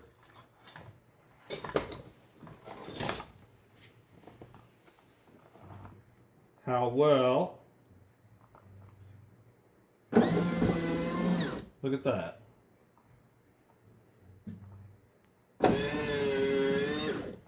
Window goes up and down smooth as could be. So this side's just about wrapped up, guys.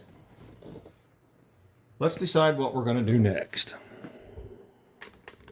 Actually, I think what we're going to do next here really fast is just go ahead, since we know this is good, we're going to plug this window motor back in, shove the plug back in there, because that's about it for this side.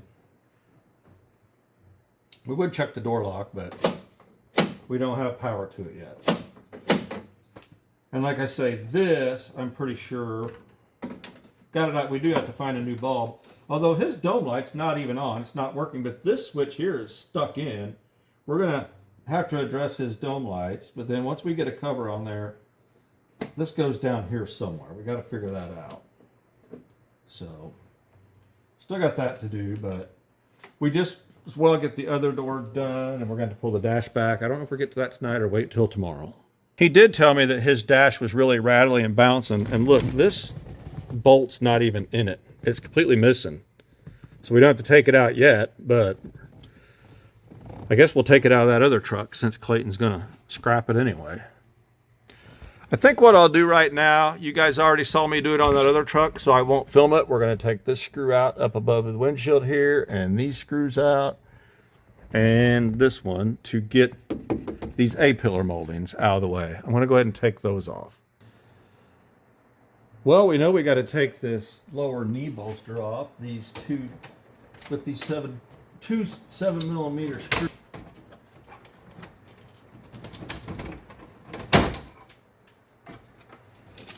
Piece of paper in there. I'll put these screws in there as well and set this in over here, I guess. So that's out of the way, because you know we got to drop the column again. We've already put the circuit breakers in. Really, the next step is dropping the dash, and I think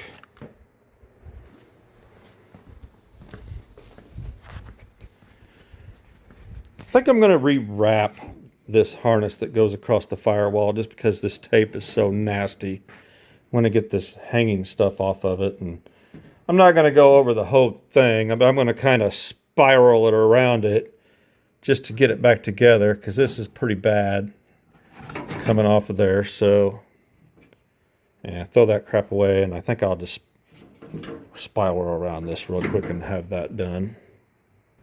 Okay, I got this all wrapped back up with tape all the way across the firewall, so that looks better. So that'll be ready to go in, and then honestly it's time to drop the steering column. And see, he told me that he wanted me to fix this gear selector, and look, I mean, we are in park, but it says we're down here between first and second, so this thing is really broken.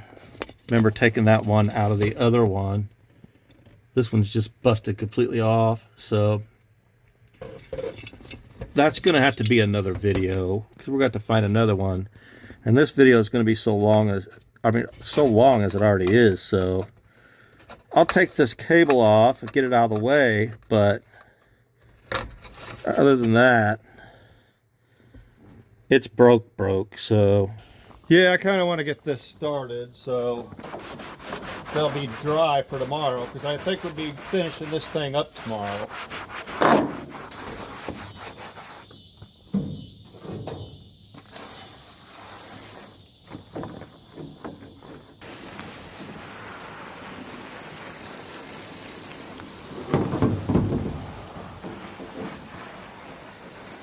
So if you remember right, we got to take out this big bolt, this one up in here. We got two 8mm down here on the bottom, and remember we talked, that was yesterday actually, when we were out here, the one on the very end is missing over there, and then we've got the 4 7mm across the top. So we're going to get that stuff dropped out of here. I laid this comforter in here because the four-wheel drive shifter's here, just to make sure there's some padding and nothing gets cracked here when the dash comes down. So, and then of course I got this pillow again too to put between the dash and the steering column when we lower it down. And remember yesterday we saw this thing is completely broke for the shift indicator, so we're just gonna have to find one later and do another video on that. I don't have to worry about breaking it because it's already broke.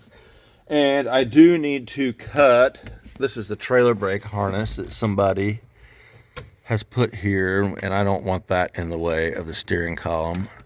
So there, that's out of the way when the steering column comes down. So let's get set up and get this dash pulled back and see if we can get this harness across here. I want to wrap this up today. I also did get these clips, because remember that one we couldn't get out when we were taking this off the firewall. It goes in this area somewhere right here. We're going to tape it up, and we see when we get to the hole. And there was one here too, and it fell out. So I grabbed two of them to tape back up in there when we go to put it in. All right, let's do it.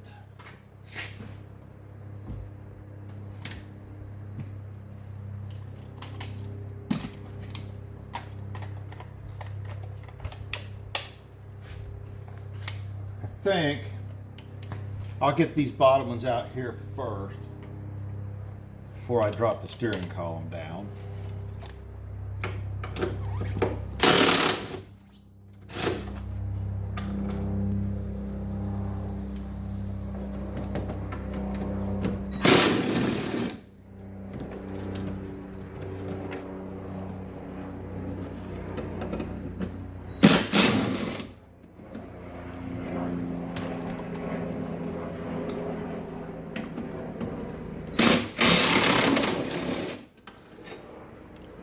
Dash took a little fall already. Okay, now we'll drop the steering column. 13 millimeter. That I believe is 15. Yeah, those are 15. These are 13 millimeter. All right, we're just going to let it down, just like so. Yeah, his shift indicator is really broke on both ends, so I guess that'll be another video.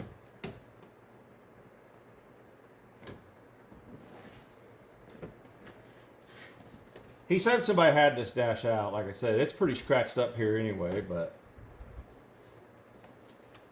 he's going to have to start going to the junkyard with me and looking for things.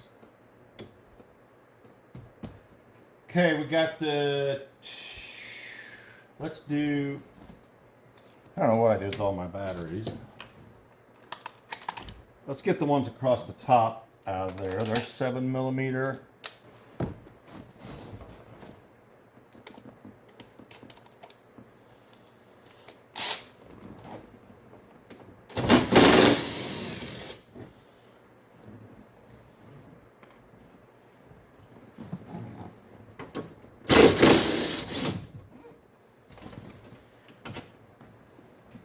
Like I say, if you don't want to take this apart on your truck after you get it out of the junkyard, you're more than welcome to run this harness, you know, just up through the bottom of the dash. I suppose that's what anybody with a brain would do, but I'm just trying to make it look like it came that way, because any of you that watch me very much know that that's what I do. Okay, before I go over there, I got to find my 8 millimeter too. Hold on. Okay, I found it.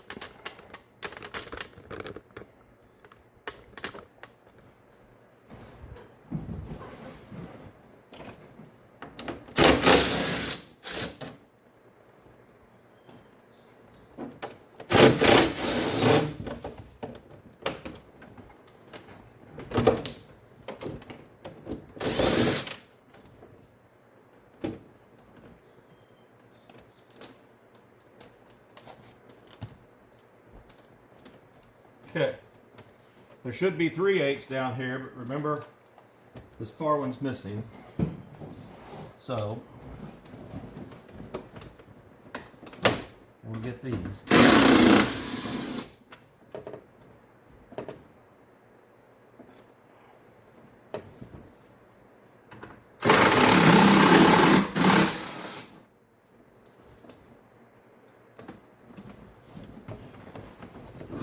Okay, should be ready to pull away.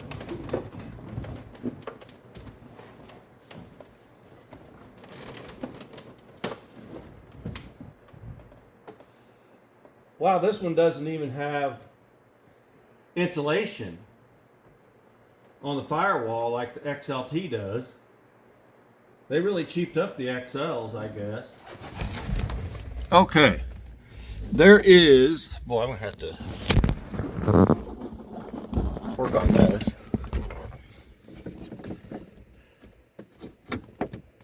There is a dimple right there, and there's one there, and there's one there. So there is only room for 3. There's nothing here for one of those hangers to go on, I guess. So I'm gonna go back and look at that other video and see if I can see where those were located real quick. So I got to figure out how to get a right angle drill in here to put some self-tapping screws in there. All right, guys, I got this one in. We're going to go ahead and do all 4 of that. Other one, I looked back on the video and it's right below the VIN tag. There's no dimple, but I'm going to go ahead and put these in. So I'm going to show you how I'm doing this. It's tight in here, but see, here's another dimple, and I'm using this right angle tool here, and it's not easy. There's not much room in there, but I'm using the original self-tapping screws. I got to get down in here like this and get on it. And these screws still eat pretty good for being used once, so let's hope that I get them all in.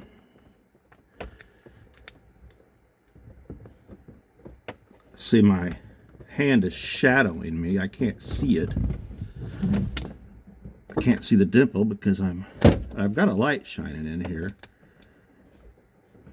Let's see, right there. Should do it.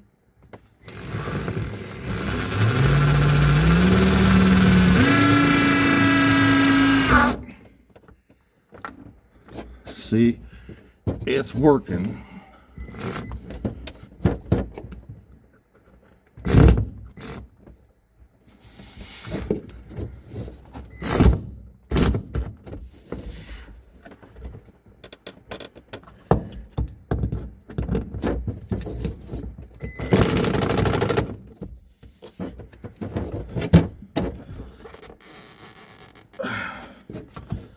Okay, so there's two of them. So we're going to get that one in and the one over below the VIN, and then it's time to feed the harness. Okay, guys, I guess I can show you this. I've got those all going across there, all four of them. So now it's time to start feeding this harness back through the door, into the truck, and all the way up over to the other side. So here it goes.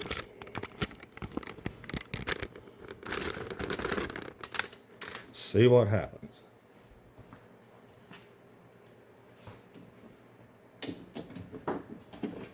Through here.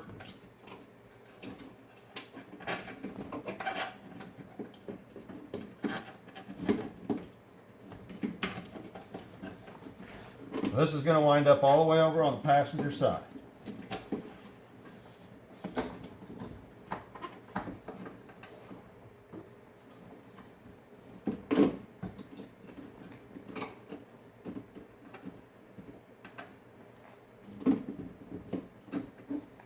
Eventually. I'm hung up on one of them plastic clips already.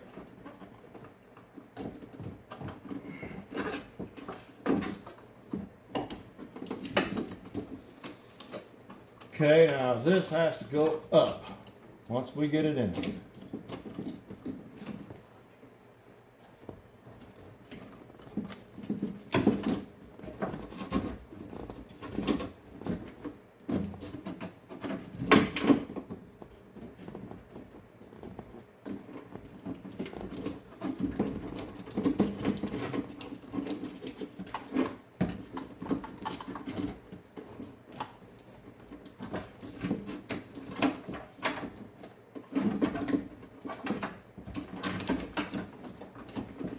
It's stiff.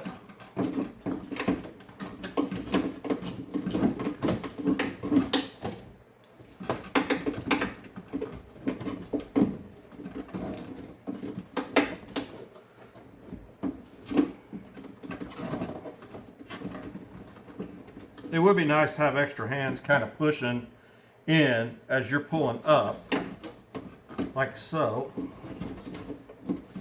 Oh, maybe I could use my own tool. That seems to be working.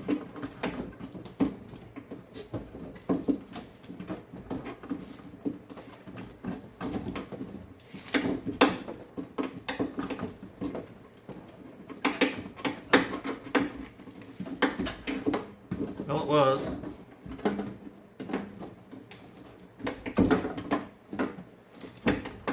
And this one right here is what will plug in right back down here. That's your power and grounds and lights and speakers.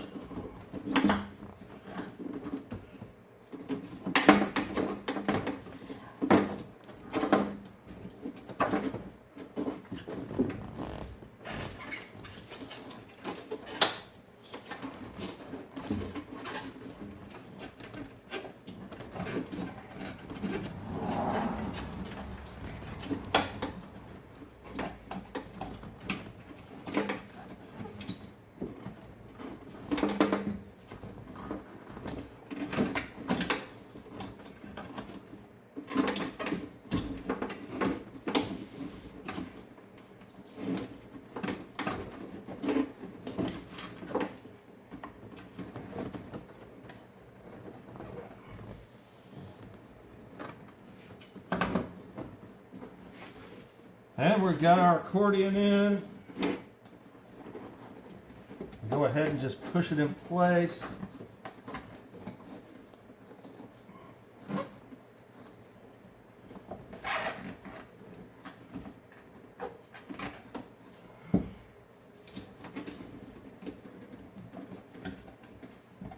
This one gets pulled through,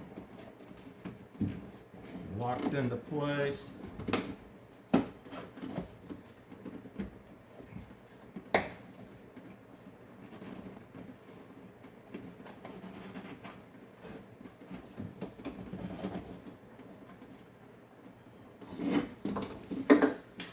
Okay, there's that.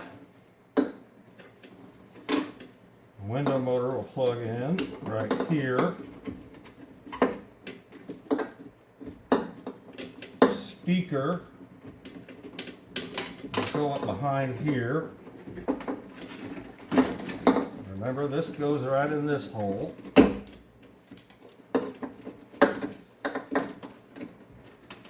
The mirror plug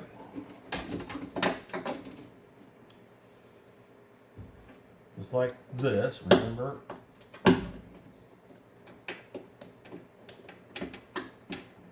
There's that.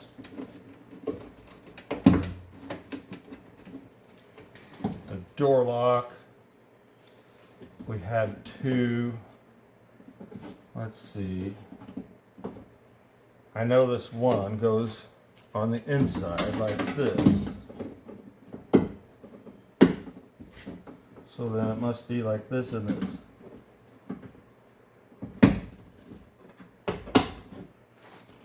And then the light goes on the outside of the plastic. Then we got our switches. Now, once we figure out where this hole needs to be, we got to wrap tape around this and put this plastic thing back in here. But we'll go ahead and get it looped into the plastic things we just put in.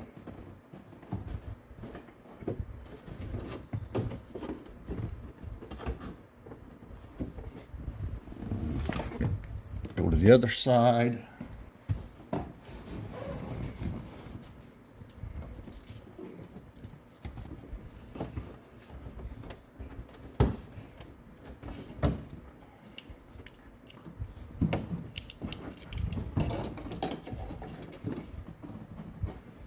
Okay, we'll stop here.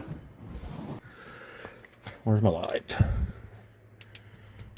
Okay, we have to wrap that plastic clip back in the tape and stick it in this hole right here.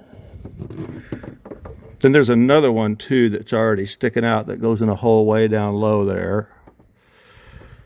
So let me get that wrapped up. Okay, I got the plastic clip wrapped in that one and stuck where it belongs. Then when we get under here,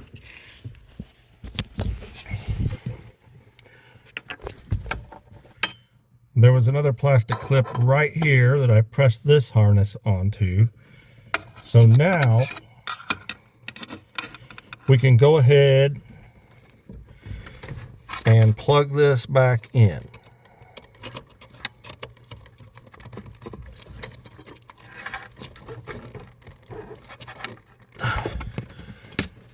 didn't feel like it snapped. I may have to have both fingers, or both hands, but you see what I'm doing. As soon as the passenger side is plugged back in, the window should work, but we're not going to get jumpy. Okay, I did get that plug plugged in over there, made sure it snapped. So now,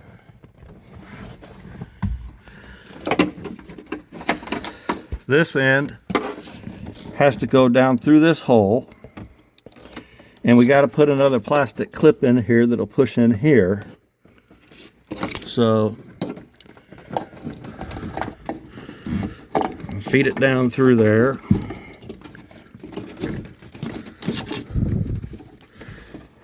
Like so.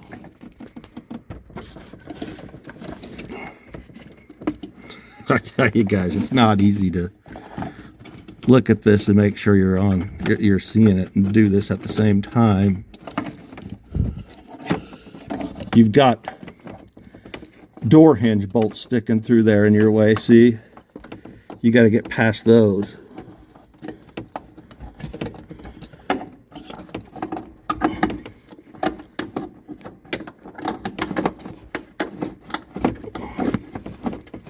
But it's going. So now, what was that? That was a screw. Let me get my light. Okay, I got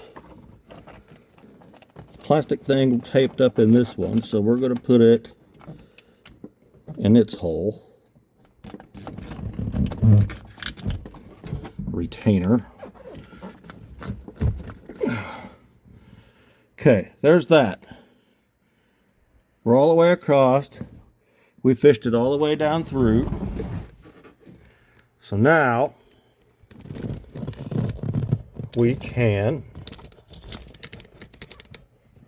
and see, I figured out here's part of his problem with his dome light. This switch is broken. We need a new dome light switch. Maybe Clayton will let us take it out of that other truck. So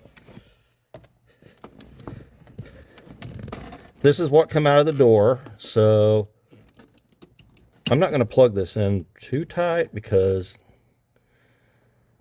he wants keyless entry anyway, so we got to unplug it again. So there it plugs into your power windows and locks. This one goes right here to the dash harness for speakers, dome lights. I guess that's it for this one.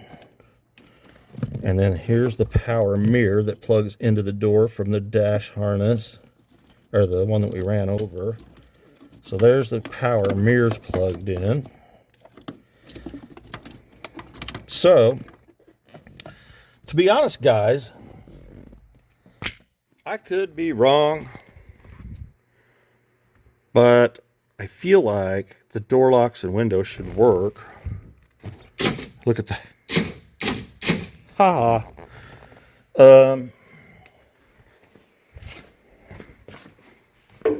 Let's see. I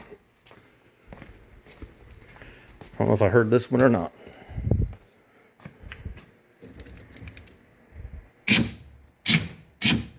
It's working wherever it's at in there. Let's turn the key on. Let's see if we got windows. Look at that.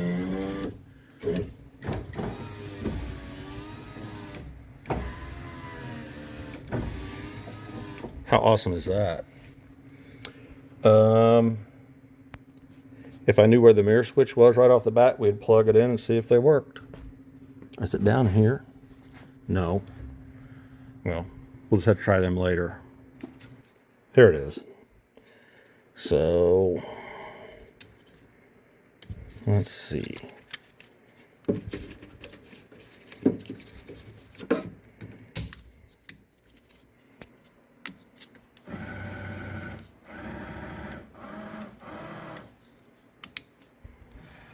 We can't see that one, but I hear it in every direction. So everything's working. This is great. Now we can bolt the dash back up.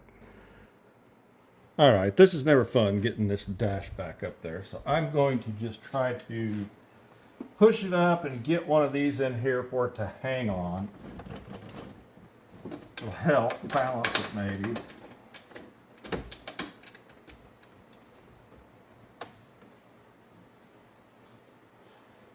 And I need a light.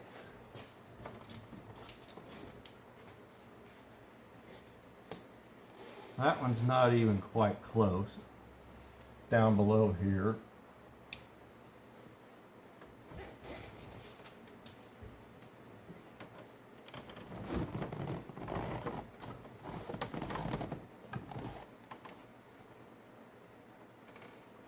All right. Well, and I stole the battery out of this again. Geez, I got 3 batteries and I'm working with 1. Let me see what's going on here. Okay, I got another battery. So,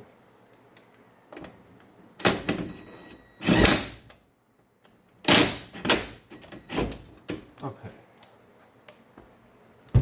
Let's, I guess, go over and see if we can roll it up and maybe get some of those top ones started.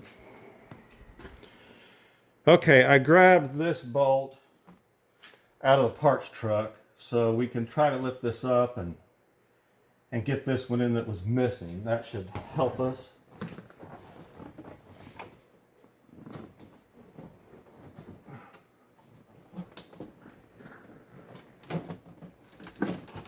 That wasn't bad.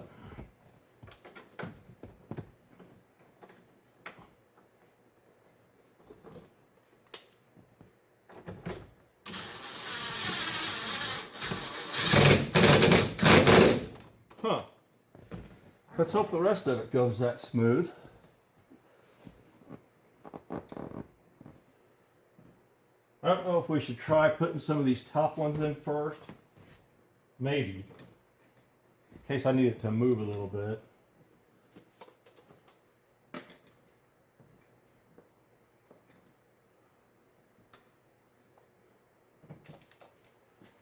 See if we can hit this hole.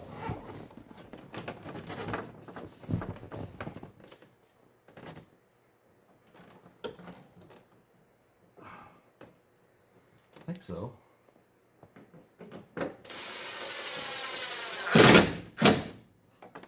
Wow.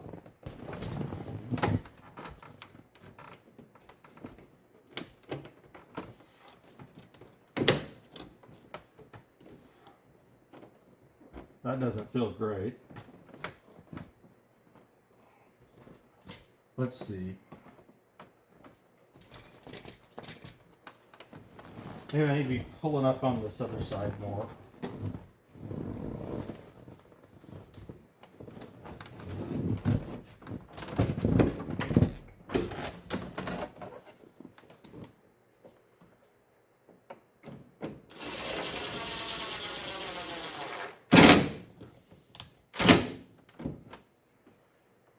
It went.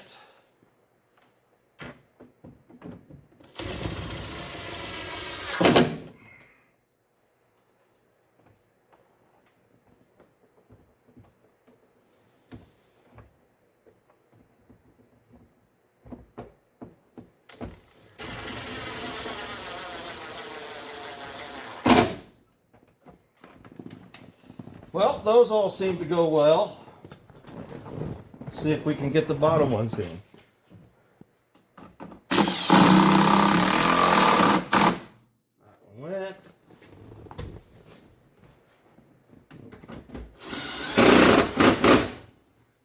Oh man, we're getting there. Let's move to the other side. We got that one started first. Now we have to get these started. Well,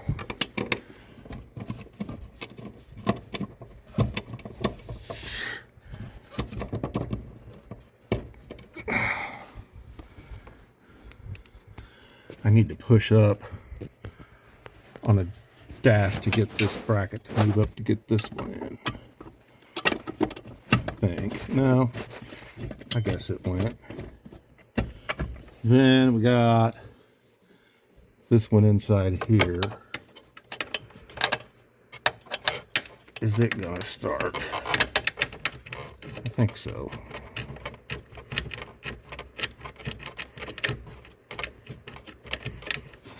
Okay.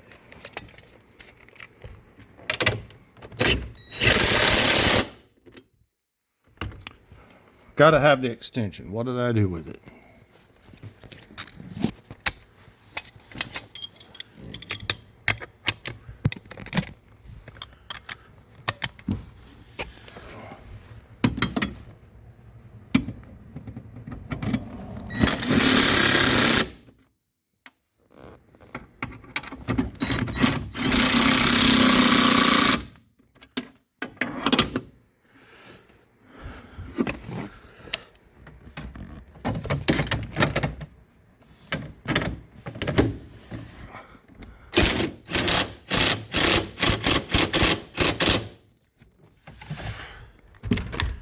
Okay, dash is bolted back in.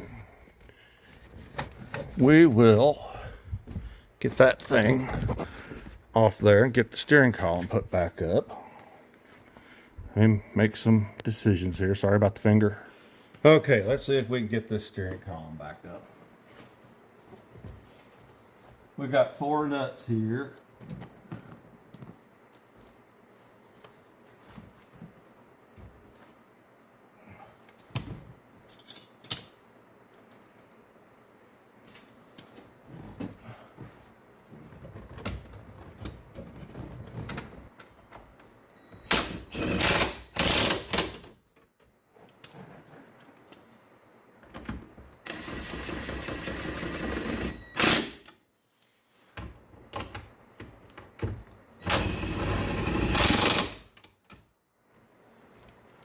This one's got all the wires in the way.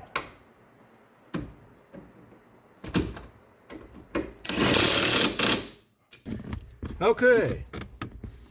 There is that plug that we plugged in, the main plug for the harness. Now let's get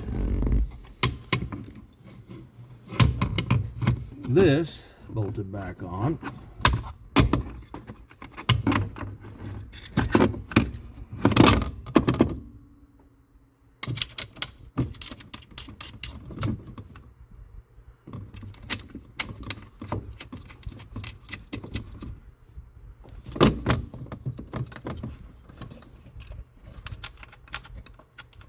Top one's not that easy to get to. It really isn't.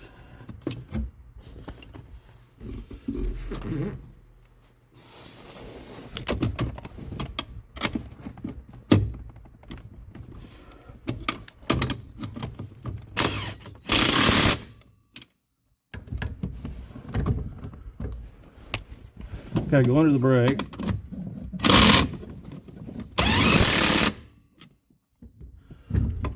Hope I didn't knock you guys out of whack.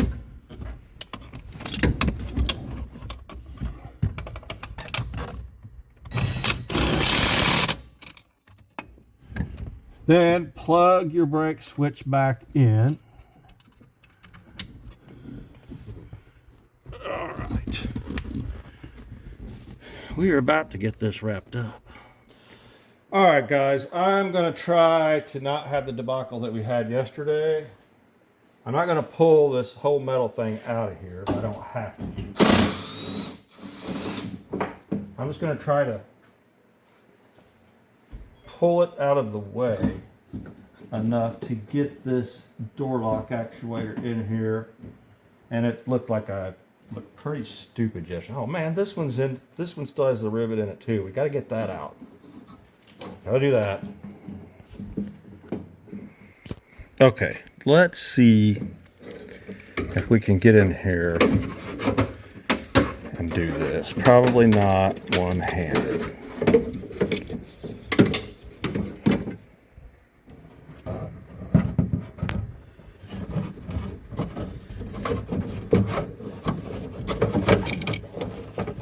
Gotta get the back of this. We have to get on the back of that.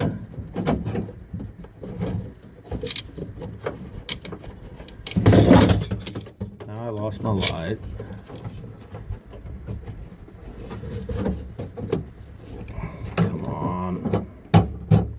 Okay, yeah, it went right in there. So now we're gonna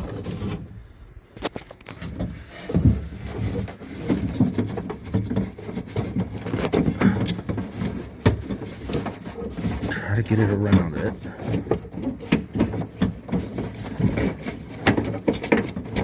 Okay, I think we got it around it. And then remember, this just pokes into one of these holes. Doesn't matter which one. As long as we can get lined up to the hole here and rivet it. And we can. Okay.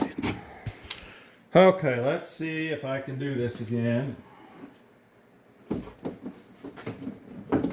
Oh, I didn't put my tape around it in case it slips.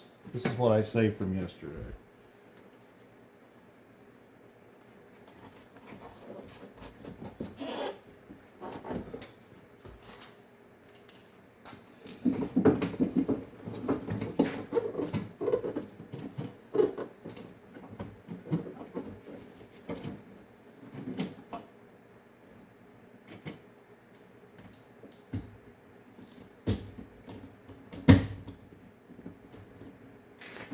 Okay. I gotta use my leg and my hand. Hold that on there at the same time.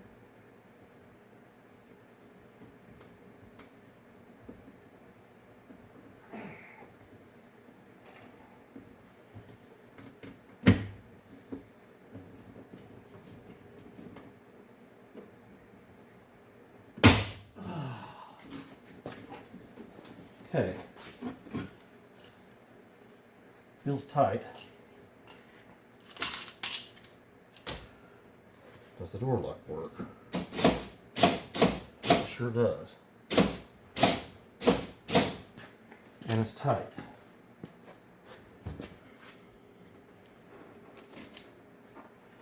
There's that. All right.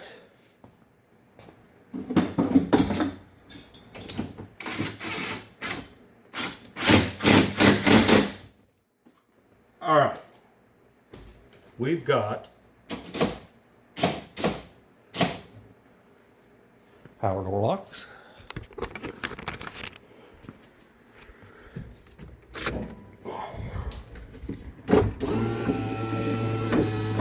We've got power windows.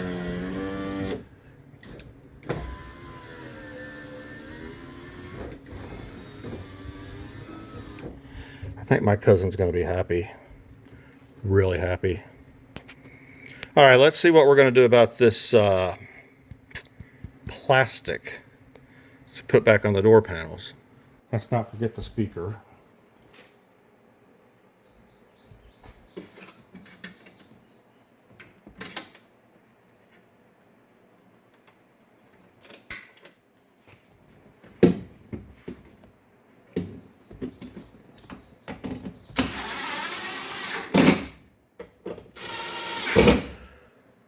Well, we're just got to use the plastic that we took off. I've wiped it down a little bit, and I've got AutoZone bringing out some white black Gorilla tape or something to put it back on with. So I think we need to go ahead and grease these up.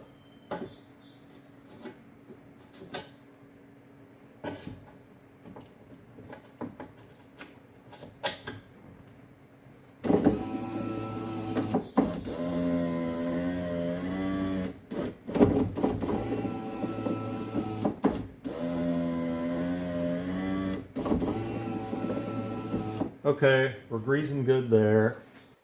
Okay.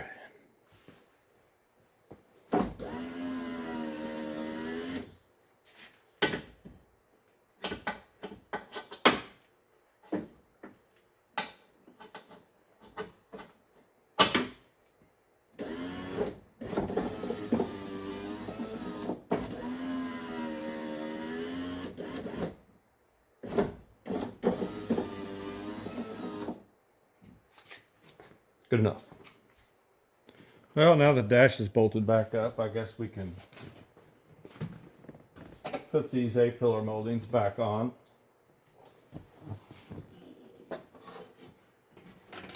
Can't see the hole.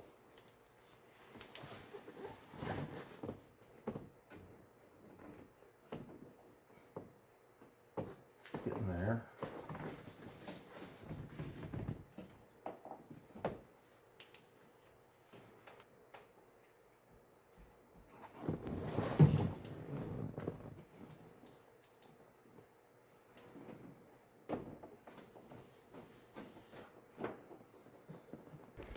Okay, it is on.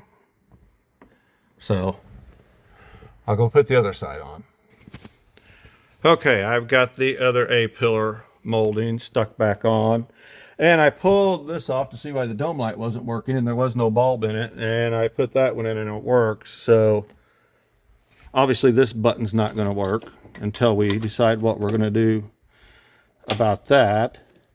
But I turned it on with the light switch and that works too. But now these aren't working, so I grabbed a couple of them. So let's see if we get a dome light here. They look blown out, so. Wow, I've never had one that stuck. What's going on? Oh, just throw it in the trash. Ah, look at that. Let's see if the other side works. All right, here's this one. Yes, we got lights in both doors. Part of the XLT package. Now we can start putting this plastic back on. Okay, let's see what happens here. This is falling down again. Maybe I need to put a piece of tape on there just to hold that up.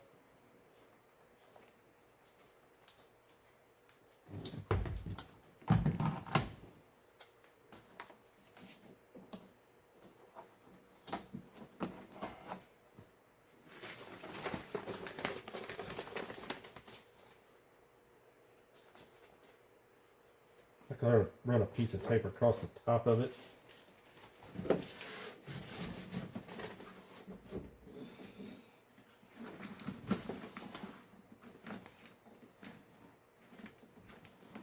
There are no holes in here for door panel clips.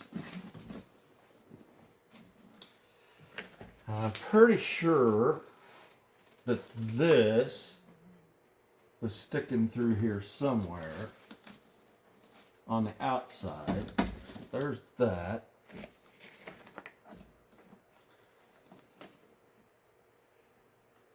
Is it this one? That has to be. Yep, that went down in there like that. And that went down in that groove. So we'll put this like so.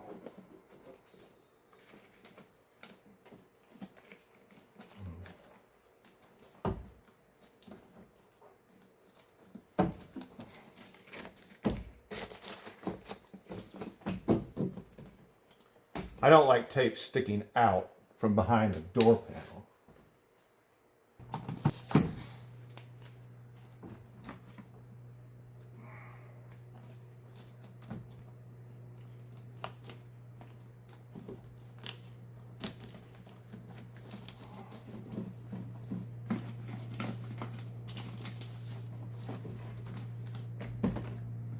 That's not too bad.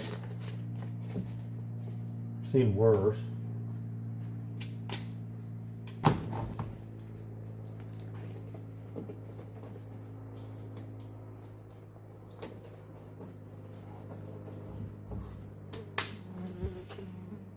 Okay, let's grab a door panel. So, let's put the light in.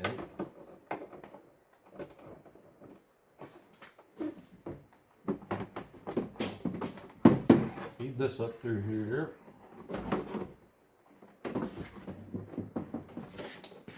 Oh, we got to go around the door handle, sorry.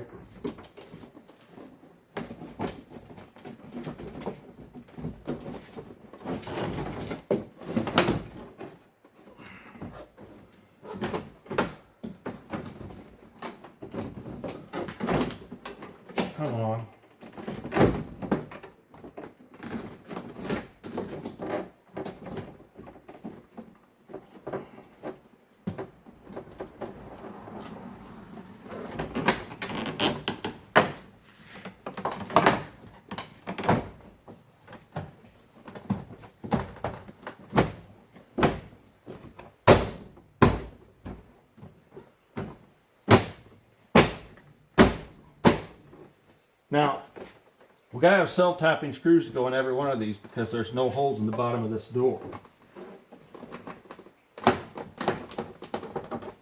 And he's gonna need new door panel clips, but you guys get the idea.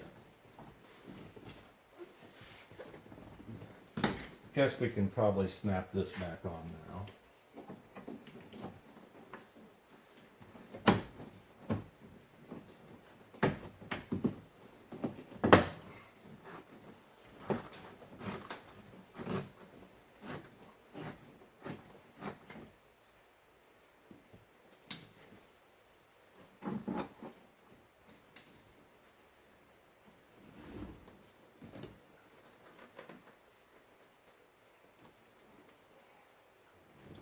I know which screws go on all these.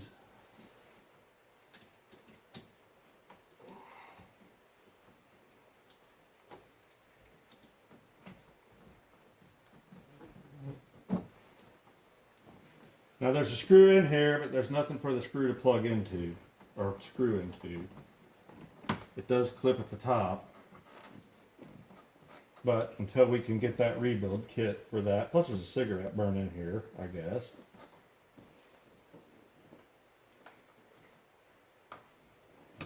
The long one goes in here.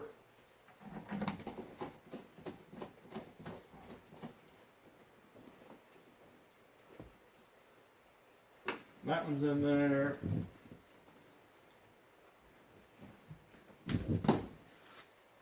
This one goes down in here. Okay. Let's make sure the window goes up and down good.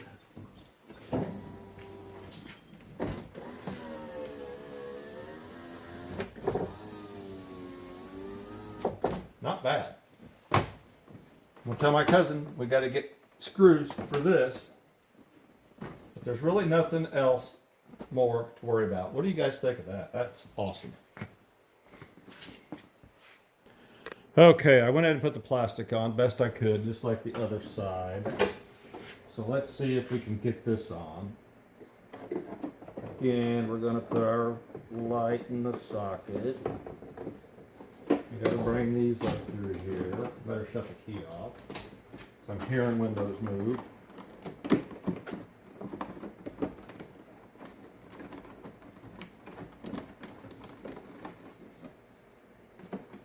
Around the handle.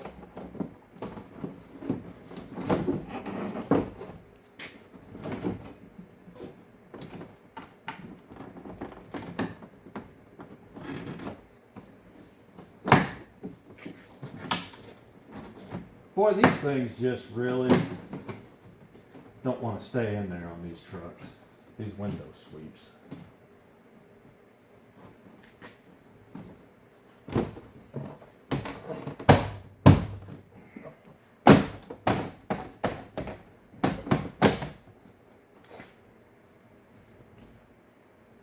Again, we're short on screws till we get some. Okay, we're going to come back to that one. Jeez.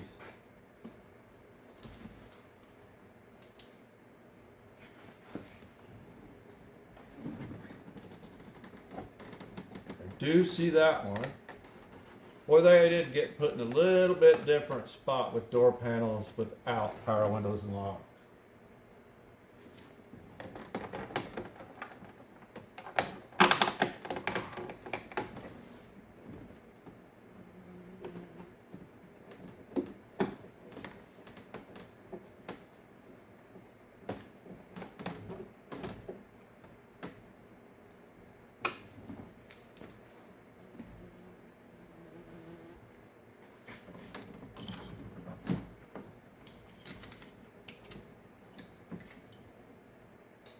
I'm going to leave it to my cousin to do the detailing on these if he doesn't want to find new ones. Again, we could put a screw here, but there's nothing to screw it to until we get a repair kit. But they don't look bad. I didn't even know they were broken, honestly, until I went to take it apart. Door locks are working. Let me find a pick and see if I can find this hole. Okay, that did work by sticking a pick down in there. I had to really push in on the door panel to get it to go in, but let's make sure this window goes up and down okay.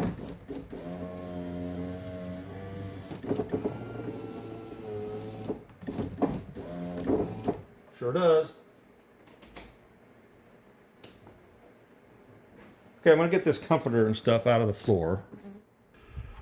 Okay, I do want to get rid of this sick sounding buzzer that makes a really bad noise when it does work.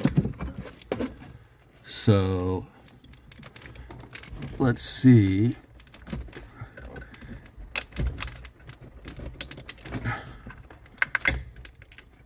If I can do this without knocking this camera over. This should work. It should be the same thing.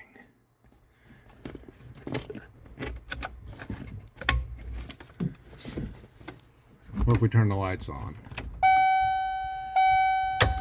Yes, it does. And then it should just slide right up on a shaft back here that came off of.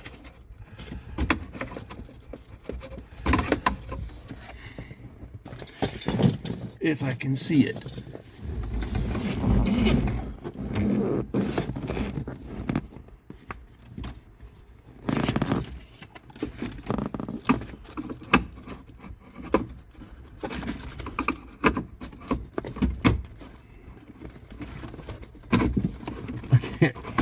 There it went.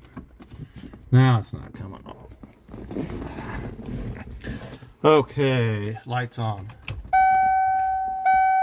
Lights off. Key in the ignition. Key out of the ignition. Okay, that's much better. Okay, I went and grabbed the door jamb switch out of the parts truck, put in here.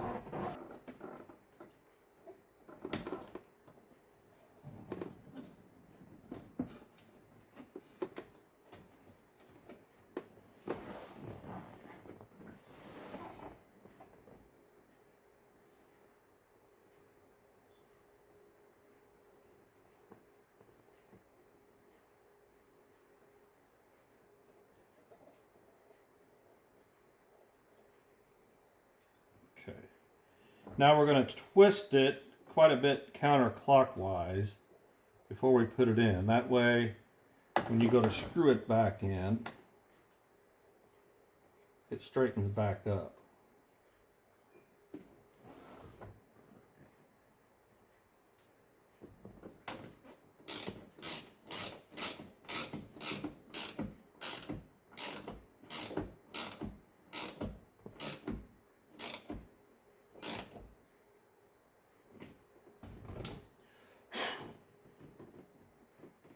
Okay, dome light goes off, you push it in, so let's make sure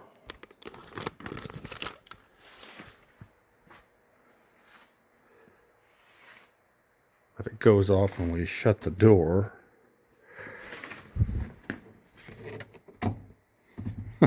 I can't see it. I can't even see the other side. Okay, let's get in.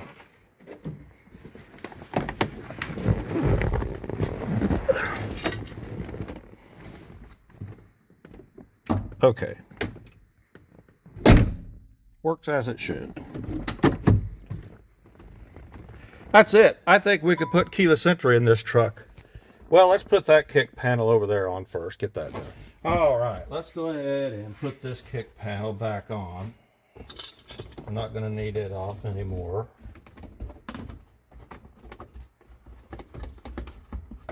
I vacuumed these out just now too, back behind these.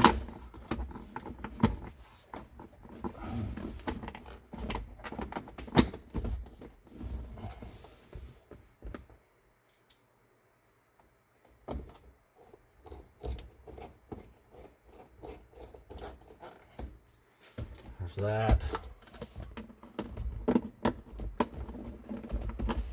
Okay, why ain't that matching? matching up. Golly, that's weird. Hold on, let me find my light and see what's going on in there. Okay, it takes the longer one. And the other side takes the shorter one. So there's that. That's all there was to that. Jeez. And I can't put the screw in with a screwdriver or a flashlight. Oh man, this has been a long job, guys, but if you want to know how to do it, this is what it is. Okay. We'll leave this panel off the bottom of this column because we're going to put keyless entry in here. Okay, since the power windows and locks and everything are in, he wants keyless entry as well. So most of you that have been following me know that I make these plug and play remote keyless entries for these OBS Ford trucks. Here's what you get. I'll put the other video at the end of this one so you can just click on it. We've already got this all apart. We don't take anything apart.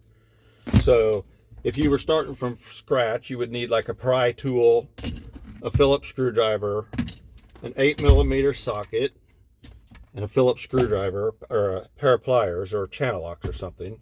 So you get this T-harness that plugs into your factory Ford plugs. You don't have to cut any wires. You get 2 small wire ties. You get 2 longer wire ties. You get the module with 2 pre-programmed remotes. These remotes have been updated to a flat rectangular remote that everybody really likes. The trunk button's down here on the side where you don't even see it anymore. So you got lock, unlock, and panic on the fronts. You have to look for the trunk button. Put the box up somewhere where you know where it is, because if you ever need to program a new remote, you're going to need this program button and this LED. Do not lose the box with these in it and the instructions. You get 3 T-taps. That's all you're going to need. And then you'll have 2 of my business cards too, and you order one of these. But anyway, my cousin said go ahead and put one on. So let's get this down here on the floor and get started. Okay, I think you can see me. All right, we've already got this pulled back since we just put power windows and door locks and everything in here. Otherwise, you would just take this off. It's held on with push pins. Get it out of your way. You're going to pull this down out of here. 94, 5, 6, 7. You've got black plugs. 92, 93, these are green. Sometimes they're way up high. You got to reach in here. I've had 2 customers call me this week and tell me that the plugs don't match up. I said, yeah, they do. They're just way up in there. You got to pull them down out of there. And remember, we didn't plug this in all the way when we put it back together. So otherwise, it's pretty hard to unplug that. You got to really pry on these and wiggle it to get it unplugged. So take your harness.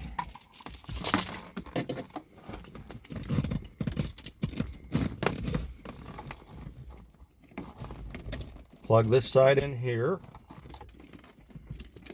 Plug this side in here.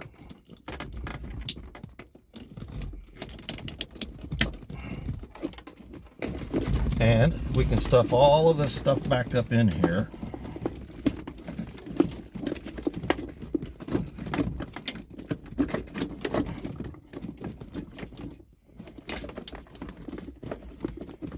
About as far as you have to go.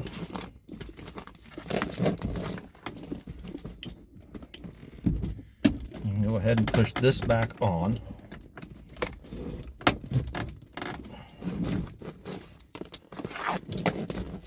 Now, here's where your socket comes in. You're going to disconnect this existing ground. We're going to put the ground right here.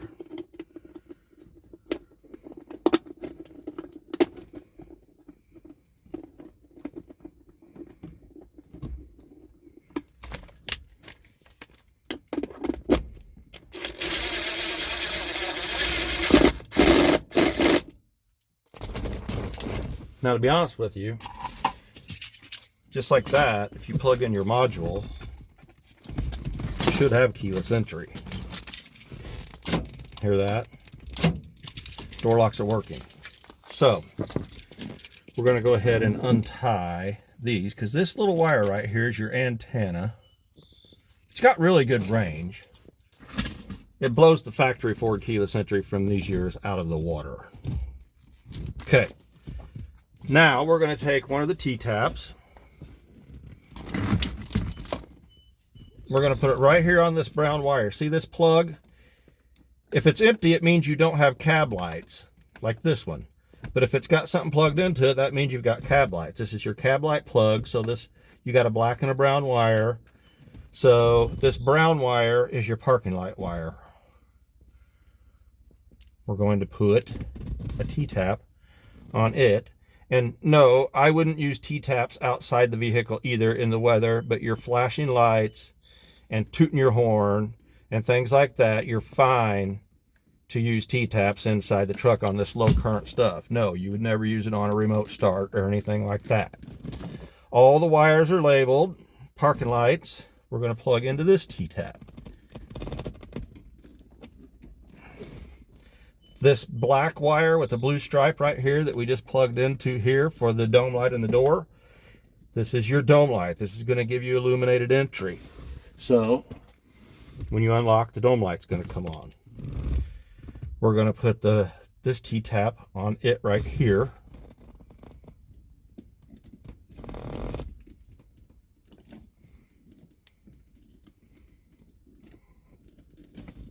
And the dome light wire is labeled. We're going to put the dome light wire right there. Now this is the horn wire that's labeled. It's going to go over under the dash to the column. Let's go ahead and throw it over there right now.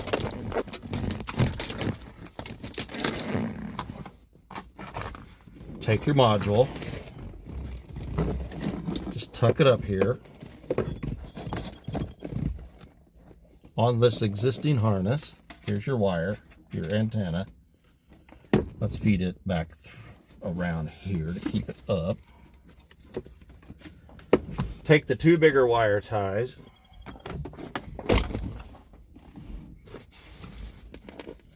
See, this yellow wire is for programming only, which you have to program a remote. You're going to have to attach this to 12 volts. Don't lose the instructions or the button and the LED that I told you. Just put it up somewhere.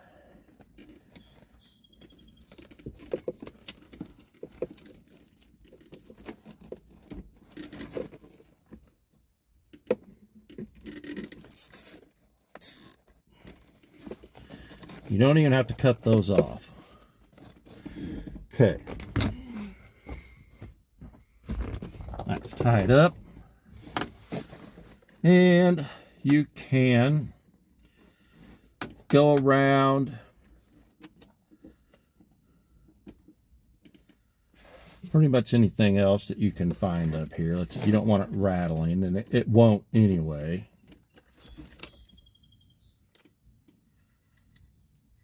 Let's go through that hole. We'll go around the back of this vacuum hose. Don't squeeze it tight because, you know, it is a vacuum hose.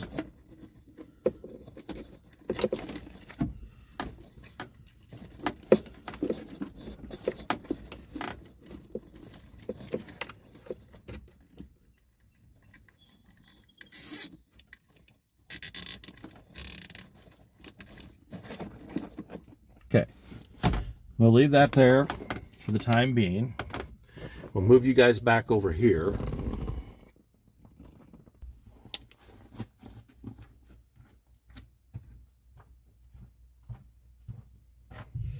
Okay, you're just going to take your horn wire and you're just going to feed it right up above some of this stuff, out of the way of everything.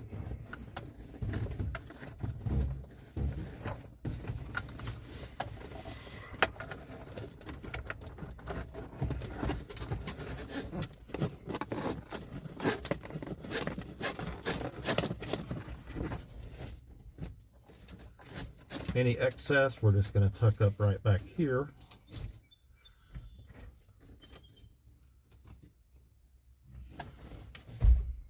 Okay, we're going to need a T-tap over there on the other side for the horn wire. Let's see.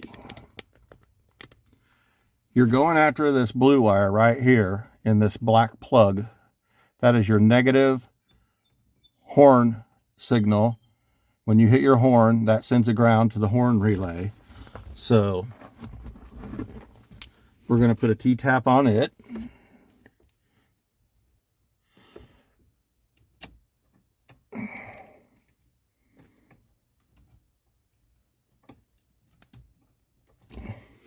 There's that.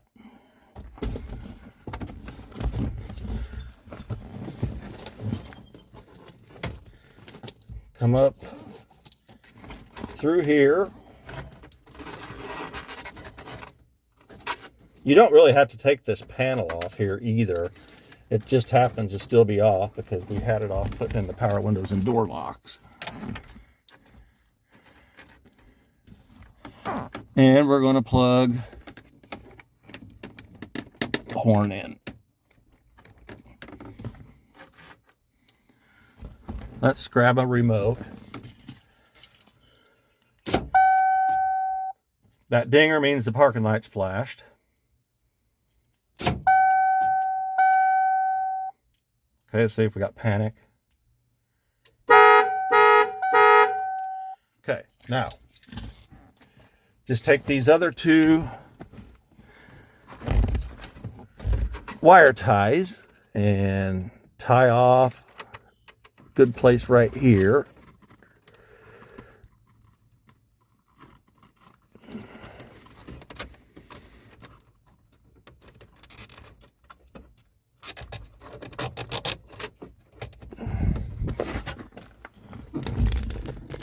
Now we'll come back and get rid of this excess and tie off the rest of it. Move you guys over here.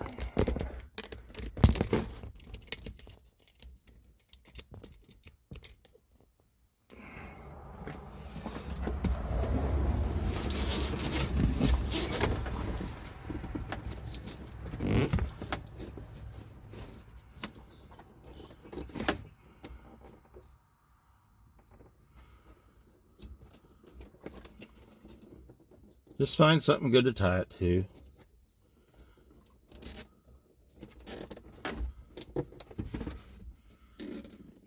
Okay, just tuck that stuff right there.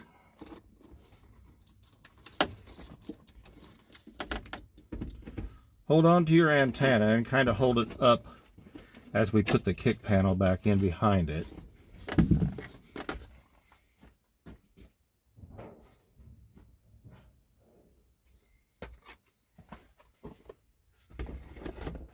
Okay, the antenna's still up there.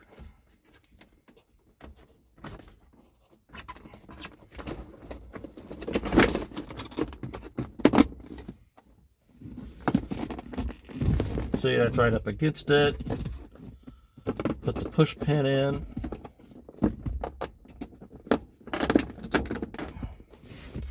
Put our Phillips screw back in. Oh, there's the push pin out of that other truck too. I guess we don't need them both.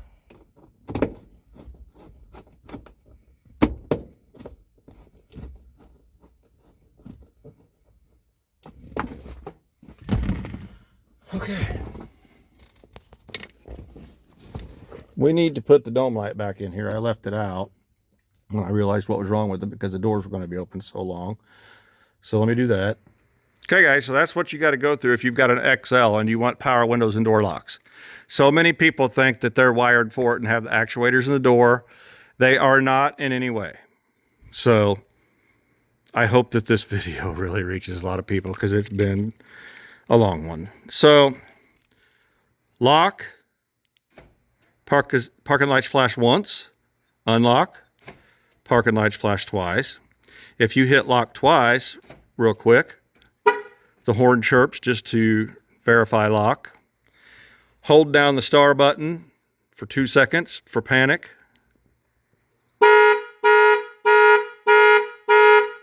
Hit it again, it stops.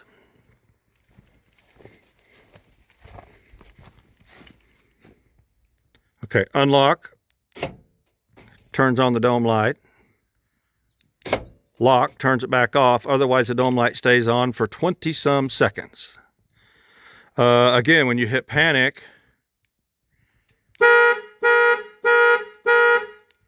parking lights flash, dome light flash, and horn honk. So that's all there is to it.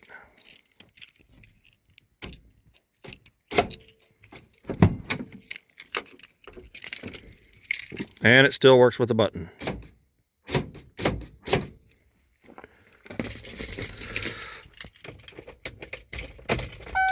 Turn back on accessory.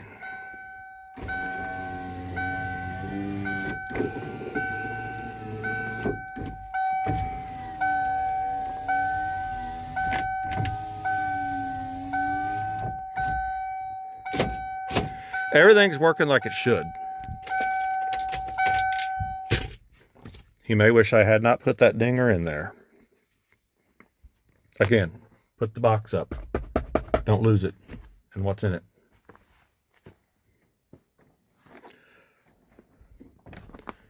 Guess we better put this on. Okay, that piece is back on. Just clips on across the top and got the 2 screws in the bottom. You guys see me take it off. All right, guys, thank you so much for sticking with me till the end if you did. That's what you have to go through if you've got an XL. They did not come with power windows and locks. If you want them, that's what you got to do. So I hope you enjoyed this video. Stay tuned because there's going to be some cool Lincoln stuff coming up at the Lincoln show in Dearborn before long. If you want that keyless entry, they're available at all times. You have to have working factory installed power windows and door locks, and you have to know for sure that you do not have factory keyless entry on 94 and up. Keyless entry was not available in 92 and 3. So I appreciate you guys watching so much. I apologize for the loud locust on that day or 2 days, whatever it was, but we got through it. We're done. And I appreciate it so much. Thanks for watching. Please remember to like, comment, and subscribe.